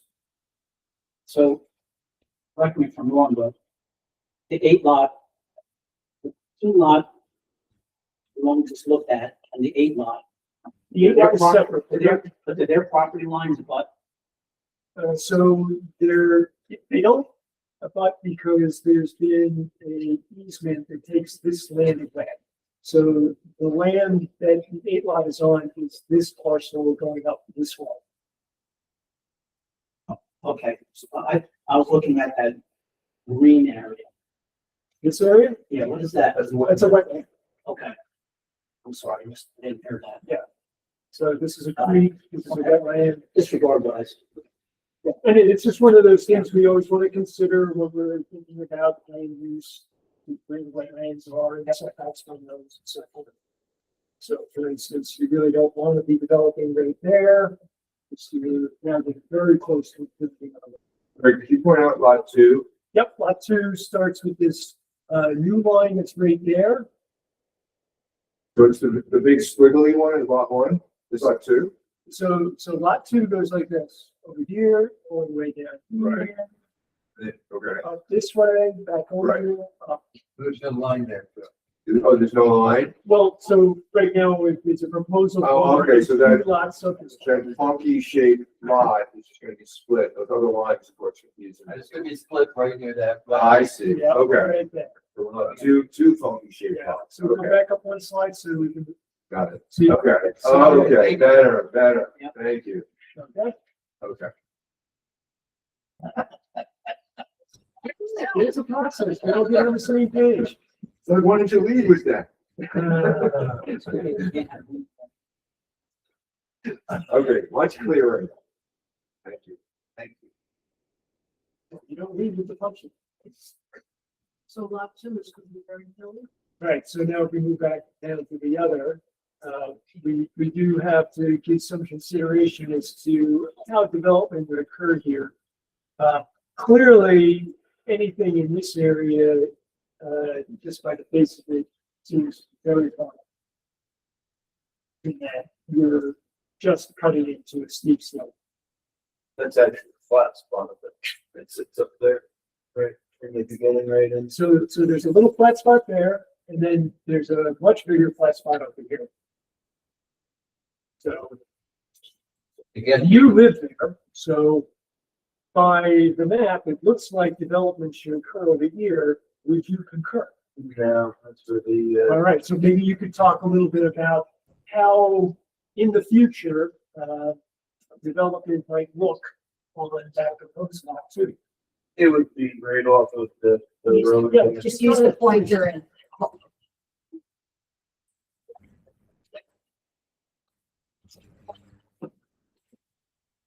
So it would be right, probably right in this area, general slope off the road, so. So this would be right-of-way access from Wittenberg Road to Pomona. You could drop it here, you could bring it in from here, there's multiple different angles to bring it down in here. There's a lot of different ways to get it in. So the first thing is that I believe Wittenberg Road is a county road, which will complicate the process in that we would need to get from the county agency their assessment and requirements for curb cuts along the Wittenberg Road. Right, but only when it was being proposed to be developed, Well, not at this stage. all we need to do is make sure that they are not going to say no to anything. So in other words, if the county said, no, you cannot put a driveway in there, you have to put it on Hollow Road, we would need to do that. But is that, at this juncture, they're just, he's asking to split. Yep. It's just a split. Didn't he split it and just keep the other and do nothing with it? And Yeah, Is that's that- right. I'm just wondering, are we overreaching again? That's not our job to do that. So we're not overreaching, what we're doing is we're informing ourselves of the choice we're making, so that when we actually do our decision and we say yes to it, we understand what the trade-offs were. And so that we're talking to our future selves about, hey, when this comes up for development, these are the issues that we're speculating that I get where you're going, but I get where he's going, and it's kind of like they're making a risk that they can develop after they split this. Yeah, They not can our come, concern. they can come back and then they find out that you can't, that's what these are pretty complicated. One of the key things about the planning board is that it is our duty to make sure that subdivisions are thoughtful and can be built on. So Is that really? it that they can- really because is. It's Aren't in we the state concerned with code. maintaining, green areas and stuff like that? We don't want every place to be built on. And like, Well, so the way we would prevent the overbuilding is by designing the zoning code so that we create bulk restrictions on it. So for instance, A4 district, you can only subdivide down into 4A. Right. If there was a mind for the town to have an area be even more preserved, we would change the zoning to, let's say, 10 acres. So we would prevent subdivision below. But the town law that comes from the state actually puts on the planning board the duty of making sure that the use of the land is established at the time of subdivision. So if we subdivide it and say it's going to be a use of vacant, well, yeah, go subdivide it anywhere. well, that's what it else. says on, that's what it says on. That's not the use that's actually the assessor gets. The assessor is gonna get a use that says it's a residential property. But isn't the reason why we have the subdivision, they have to show the septic in X, Y, and Z, food is buildable lot. So you can't just subdivide the land and say it's that. Bill has to be proven under division approval that it's. zoning. You know what I mean? Okay, if that is the case, then okay. That is, I think that is the. It is- it is the- Yes, So, Gavin, do you have, are there any structures on that property right now? So it's totally vacant. so we're talking lot two. Lot one has his house. So what is lot two has nothing? Right, the top lot has a house. Mitch, have you done the site visit? No. It's brand new. So that was like. These. Yeah, but I'm in concurrence with what Ray says, is that the county has to first say, you know, eliminate the thought of Wittenberg as a mandatory entrance or mandatory non-entrance.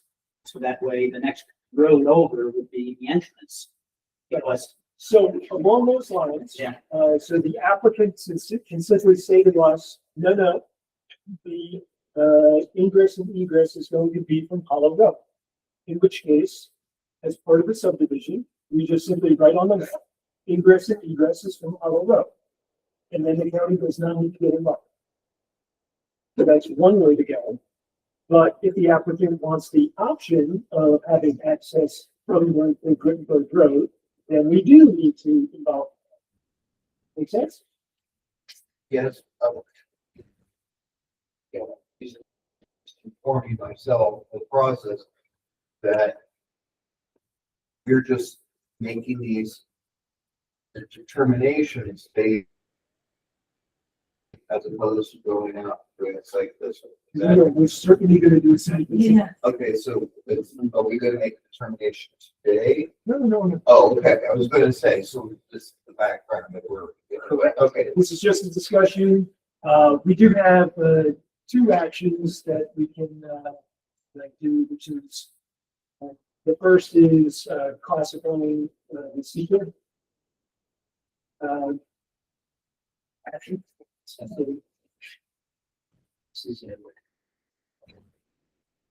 So we have choices of type 1, unlisted, or type 2. No. An unlisted. Type two means secret doesn't need to be done. so it has to be, It's a subdivision. so So if they were just building a house in a already existing subdivided thing, So I'll make a motion that we accept the seeker, as an unlisted. all right, so Mitch makes a motion to classify the application 2524 dollars as a secret unlisted action. I'll second that. You can do that. yeah. Discussion. All those in favor say aye. I- The motion carries unanimously. The second is to classify this as a minor subdivision.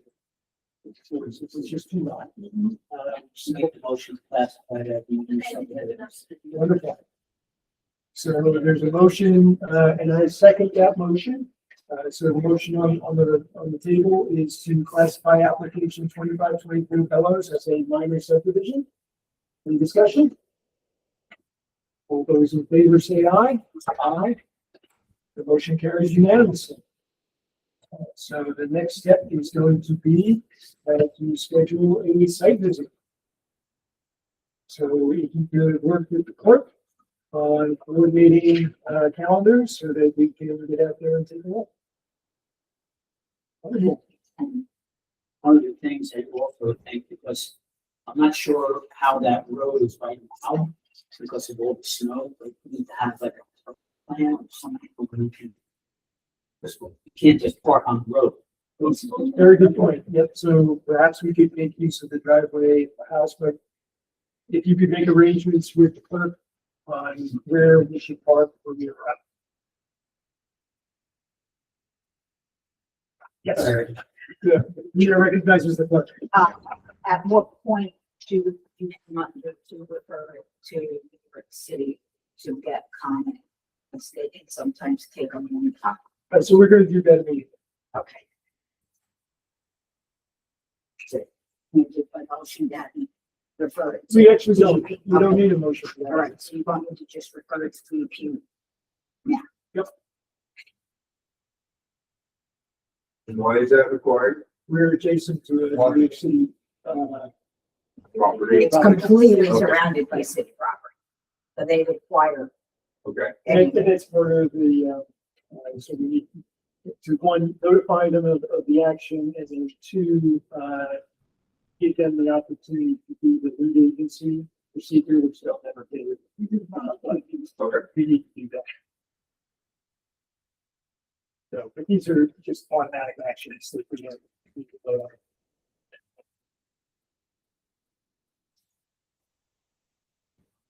Okay, so that brings us to the end of item number 5 and on to agenda item number 6, which is a application discussion for Belarus. It's another parcel very nearby for a 8-lot subdivision. So maybe if you could just bring up the. Yes, so if we wanted to, well, It's optional.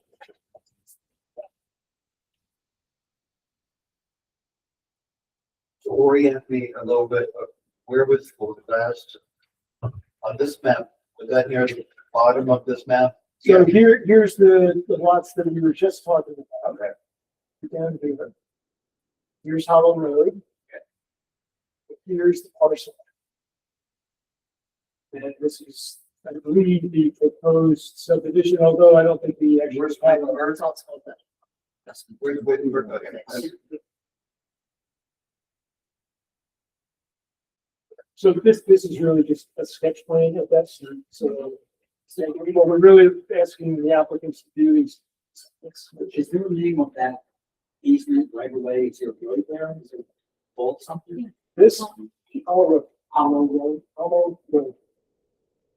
So Hollow Road goes into the. All right, the floor is yours. What are you looking for? Describe exactly what it is that you intend to do with the property and, any detail you have about, how it will be developed. So Hollow against pre-existing road, 50-foot comes in, and we had proposed a road coming in, going up to access each of the properties.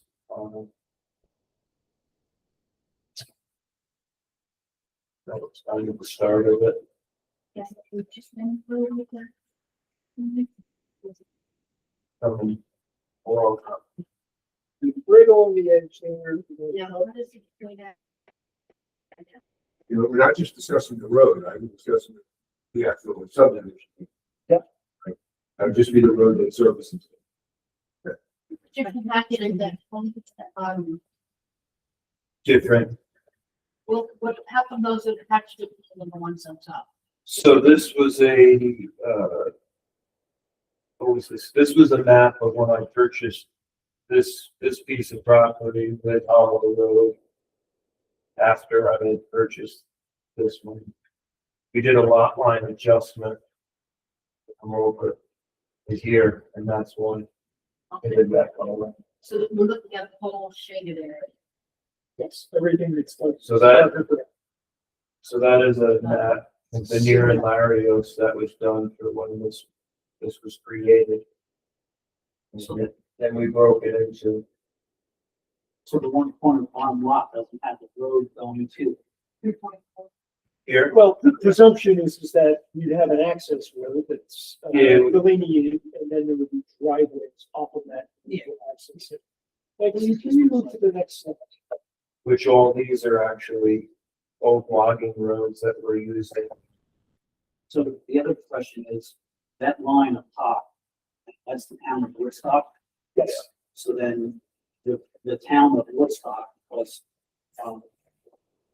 that's actually the big major subdivision. Yep.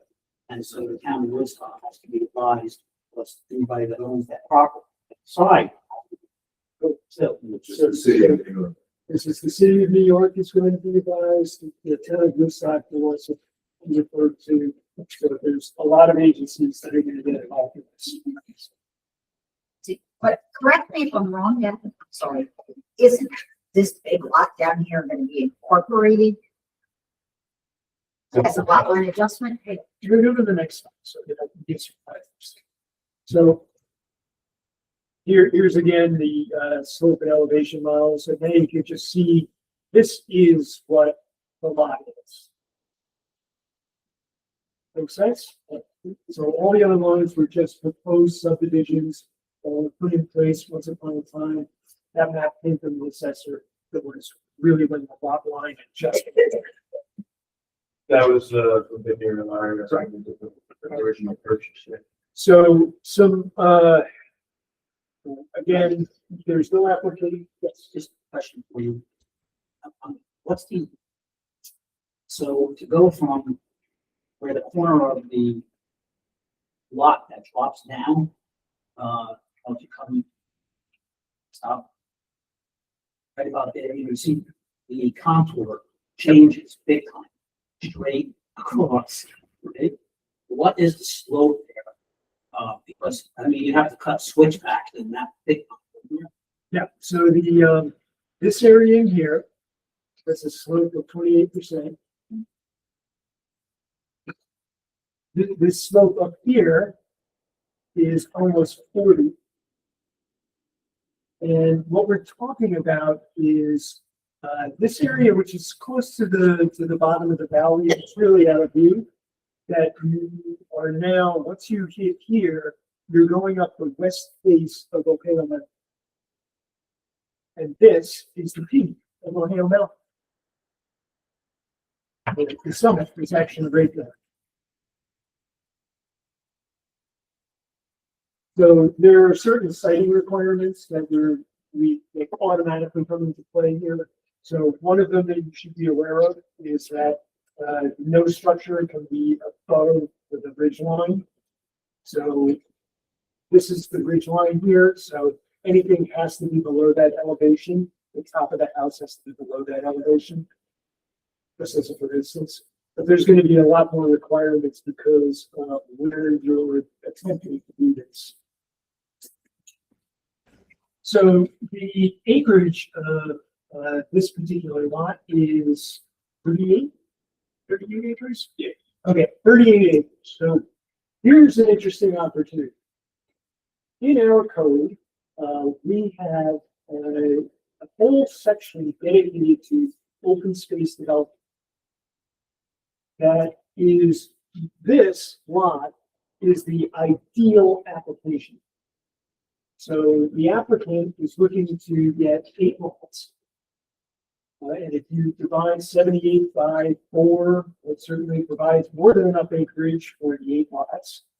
However, there's extreme challenges in the engineering of providing access to those lots and the community issue of the disturbance that's going to occur to the west face of the Ohio Mountain.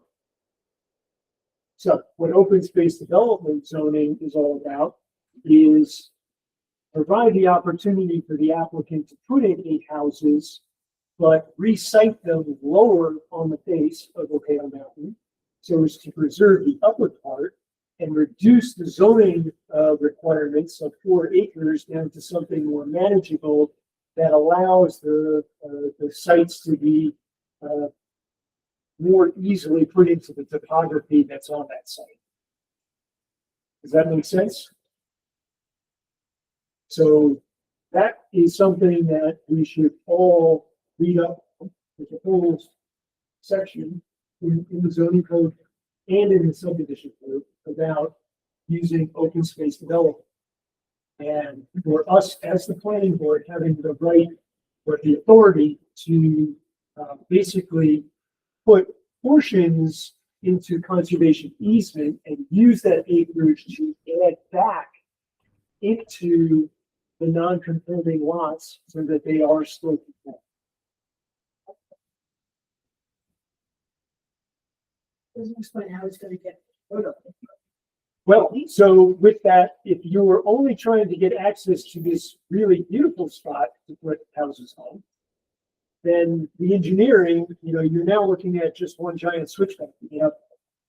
And even though this portion is somewhat visible, it's nothing like this area.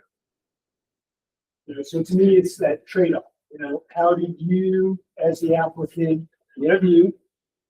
But at the same point, the community gets the benefit of having the west face of Ohio Mountain preserved. So to me, we're looking for the window. On the base of that piece of land. Yeah. On base right here. So you do have white down here. So you could get a road down that area, down here.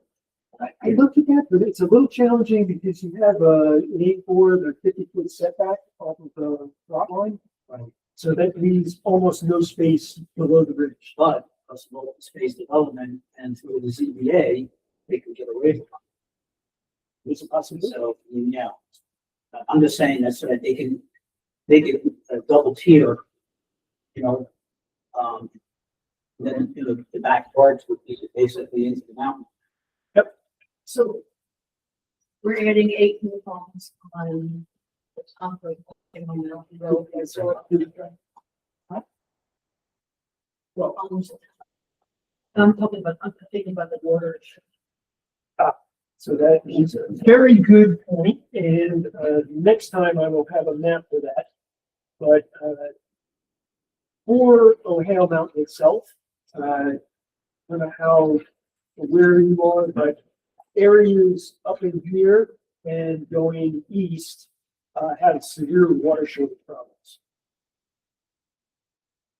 This area, all through here, if you look at the NRI, and look at the aquifers map, turns out this particular area here has a giant aquifer. They can pump it up. a little. So any development in this area is going to be well served for water. Up in here is debatable. Up in here, disaster. As far as water is concerned. But as we get into this project, those are the various aspects. You guys bring up really good points. Those are the kinds of things we're going to be looking at. And this is a major subdivision, but we're not telling them what to do as far as your houses have to be here, and, your septics have to be here. We're not telling them. It's a subdivision. So they can take whatever information that they're providing them, go back to their architects, engineers, and so forth, look at it, because that would be best interest. Yeah, and one of the things that we want to report on you is that we have a great tool, open space development, that allows you to get really flexible with the lot size as a trade-off of preserving the top of the mountain. So this is what you can go back to your architects and surveyors and so forth and use that as an additional variable to come up with a really thoughtful plan that you can present, put an application in and present to us. And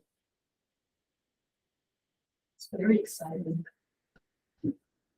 any questions? Any discussion? All right. The chair recognizes the vote. I just want Gavin and Gary to understand that none of this is being addressed right now, only the 2 lots. Okay. Free application. Just talking. This Just is. pass it all right now. Yeah, sorry. They haven't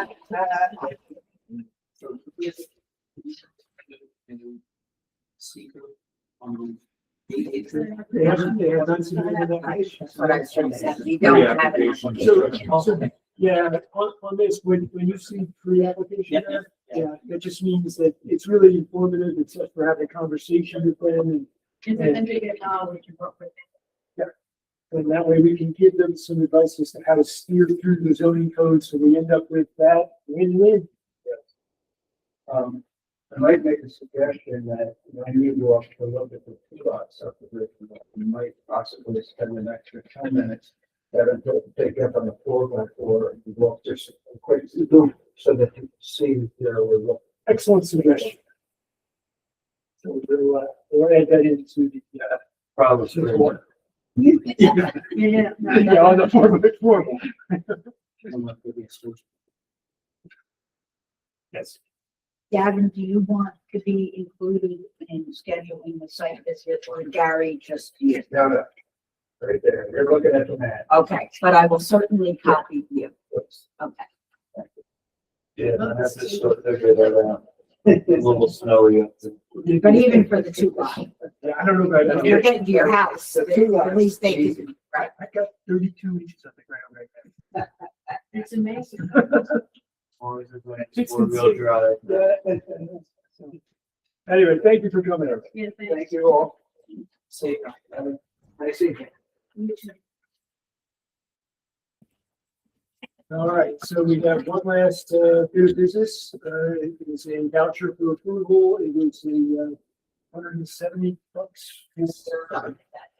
What's that?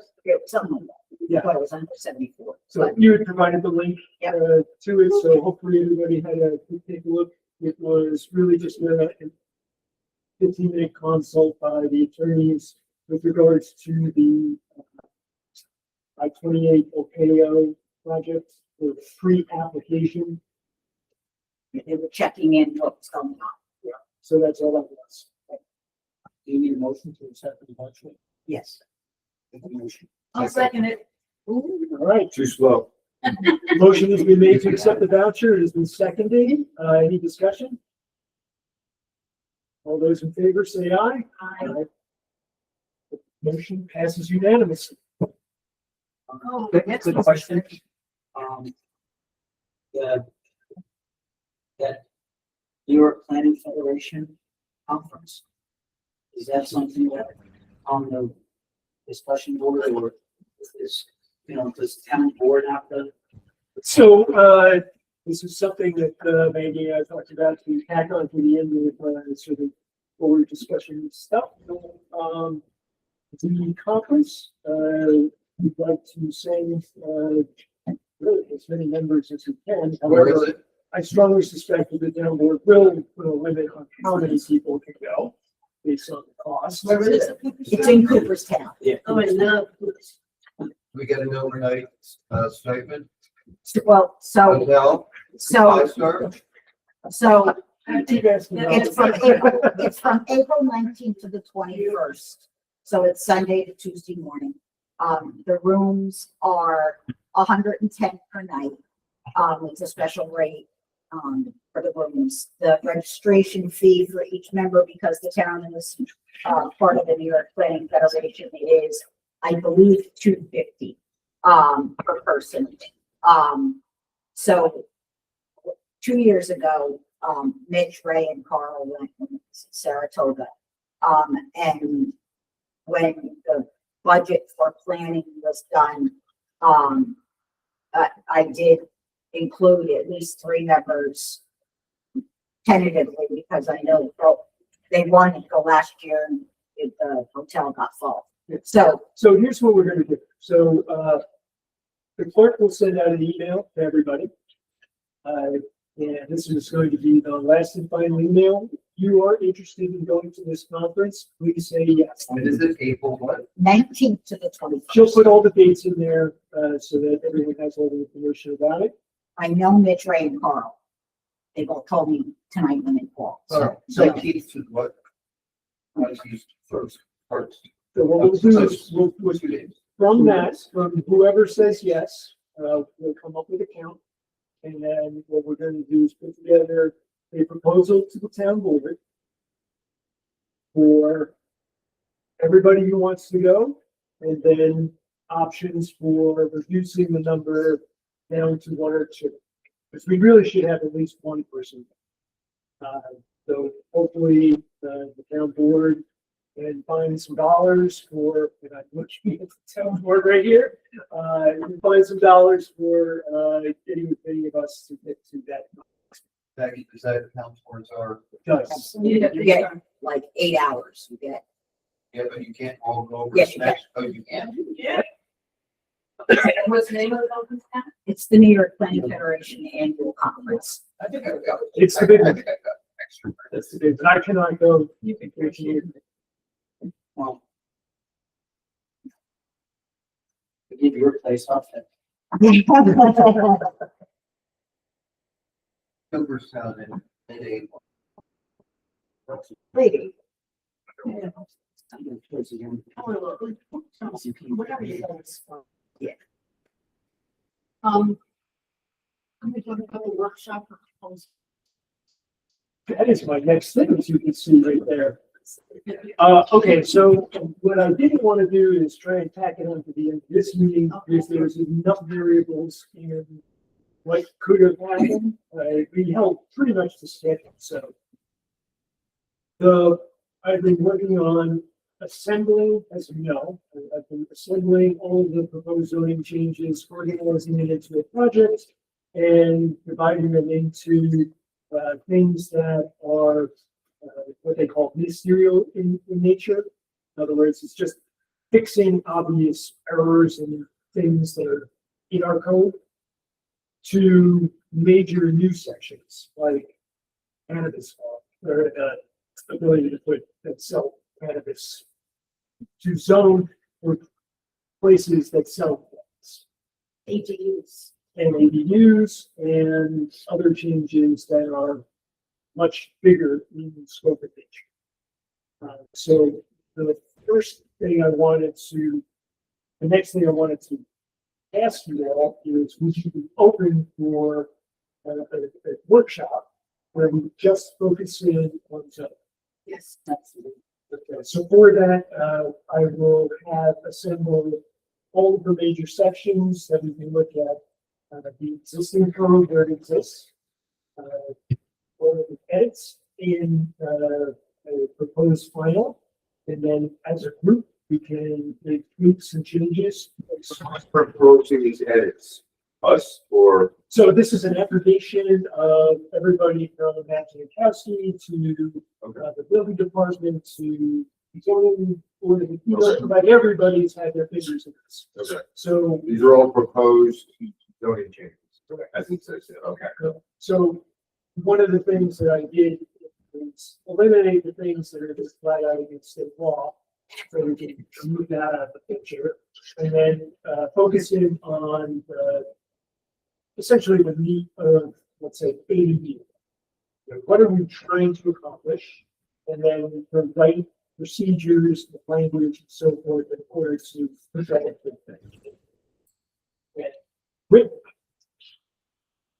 we do a workshop here, and then myself and as many of you as who want to attend, we actually present to the town board and to the ZBA what those proposed changes look like, take in the feedback, incorporate what we find, and then do it again. And the next one is going to be a presentation for the community. And then at that, the town board can decide to move forward with it and set a public hearing. And then that makes us 30 to 60 days after that. And we do another presentation for that public hearing and then hear the community. And then the town board has an opportunity to pass the zoning changes. For the project itself, it became very clear to me that we want to do this in two phases. We want to take on the things that are needed really badly and take care of the errors and things that are in the code right. What that does is it simplifies phase one. It gets the community used to seeing zoning changes and being able to articulate clearly and not 1,000 different things at once, which the community will project. Right? Because it's confusing to hear all of these things all at once. And get that through as a town law before the summer. And then use the summer as a way to get through the comprehensive plan update. So that these other set of changes can also be supported by the town. Which are going to be really important. So that's Everybody on the same page. so that's basically the gist of how this will work, but it begins with a workshop with us. We would be doing a workshop though with a whole submitted slate of topics or things that need to be revised. You might be surprised by this, but I organized it in a way that we're going to be able to make a lot of headway quickly. Now, would we have an opportunity to chime in on some of these? Absolutely. Or That's what the workshop is for, right? That's what it's okay, for. I wasn't sure if this was just rubber stamping and. Oh, no. Or is this a- No problem. Okay. All of you have a wisdom, right? A set of experiences, and collectively, it's together that we make the best code we can make. Now, is this workshop for, that is you guys. It's open to the public, so Okay. yeah. Does the housing committee go like that? You don't forget the contact and Oh, so this is gonna be a big ass workshop with lots of people. So we're gonna keep it for us first, right? The idea is that, and I'm going to have I'm gonna send the changes to the ZBA, to the housing committee and so forth, everybody who's gonna speak so that they can get all of their changes in a smaller group, right? The idea is that rather than trying to mesh 60 different sets of changes, we only need to mesh 3 or 4. That make sense? Yeah, and so that we, as a group, have agreed to a certain set of changes. Then the housing committee will have a certain set of changes. So even though there are 5 people or 6 people, they become 1. What if your changes are in conflict with others? This is what we call reconciliation. Who does that? I do, I make a decision. So the reconciliation part will generally happen at the town board. Okay, but we get the input on that process. So one of the things that we did a while ago was actually becoming like really thick, was to work on the visual assessment. And we brainstormed, it took everybody's input and I made changes to the visual assessment code and I sent it in. And that was it. I lost track because of what happened, but Right. that was already brainstormed. It should still be brainstormed a little bit, little touch up, because that is one of the biggest things that we have, because this gives people guidance. They want to put these houses up on top of these hills. So one of the things around visual assessment, so I did a full analysis of it and analysis for the legal analysis. So our code actually has a big problem. Because it gives us the ability to deny that. And unfortunately, because you're already past the subdivision part, you're just into the putting a house on a lot that's already been zoned for putting a house. That the fact that our code says we can deny them represents a taking. But You heard the attorney here talk about taking, so that's a taking, which means that the entire block, like if this ever went to 78 right now, we would get a whole block blown out. Or we would be, the town would have to put the building in crop. I'm sure that wasn't at work. That was a feature. Okay, so we're gonna eliminate the giant scary things out of the code. And, in effect, what the final conclusion for visual assessment is gonna be is not a denied, it's a approved with conditions. And then the conditions can be appealed to CBA if they so choose. When do we want to set a proposed date and time for people that are interested to meet with? So we can start brainstorming and actually coaching. Yeah, so you're talking about setting the meeting for us to get together. Right, so that's why we're bringing this up. So, everybody take a look at your calendars. One of the things that I'm gonna have, in front of me is my daughter who's going to be delivering a baby boy sometime in the next 2 weeks. You didn't say boy, dang. Let's do it. So my availability over the next 2 weeks is going to be iffy. But sort of the back half of February looks great for me. So if we do, you know, 2-4 hour kind of workshop one day that suits everybody in that kind of time frame, that would be awesome. Establish that now. Yes. Diana, when is town board meetings, first and third? First and third. So that would say the 17th is not a good idea. How about the 19th? That Thursday, there's no, the ZBA is the 2nd, so they would be the 12th. So the 19th would be a possibility, 19th of February.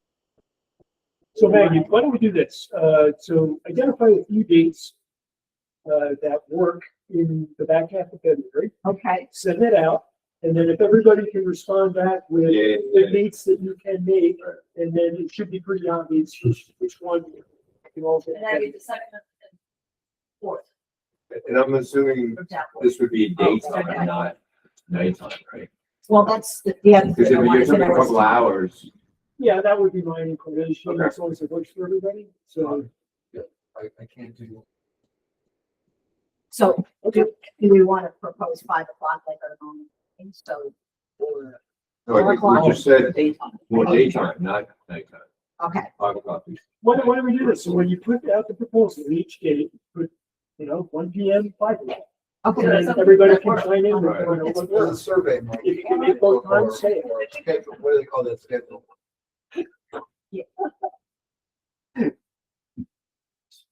All right, Good meeting. so any other business? Make a motion. You do have a holiday too. I'll second the motion. Yeah. That's All right, we have a motion on the table to adjourn the meeting. All those in favor, say aye. Aye. The motion passes unanimously. Year, our next teacher. Good job, everybody. Yeah. And Monday. We appreciate it. The Lunar New Year. Yeah, before 8 o'clock. Oh, okay. And then Here. We'll take off of that. Here. We did it.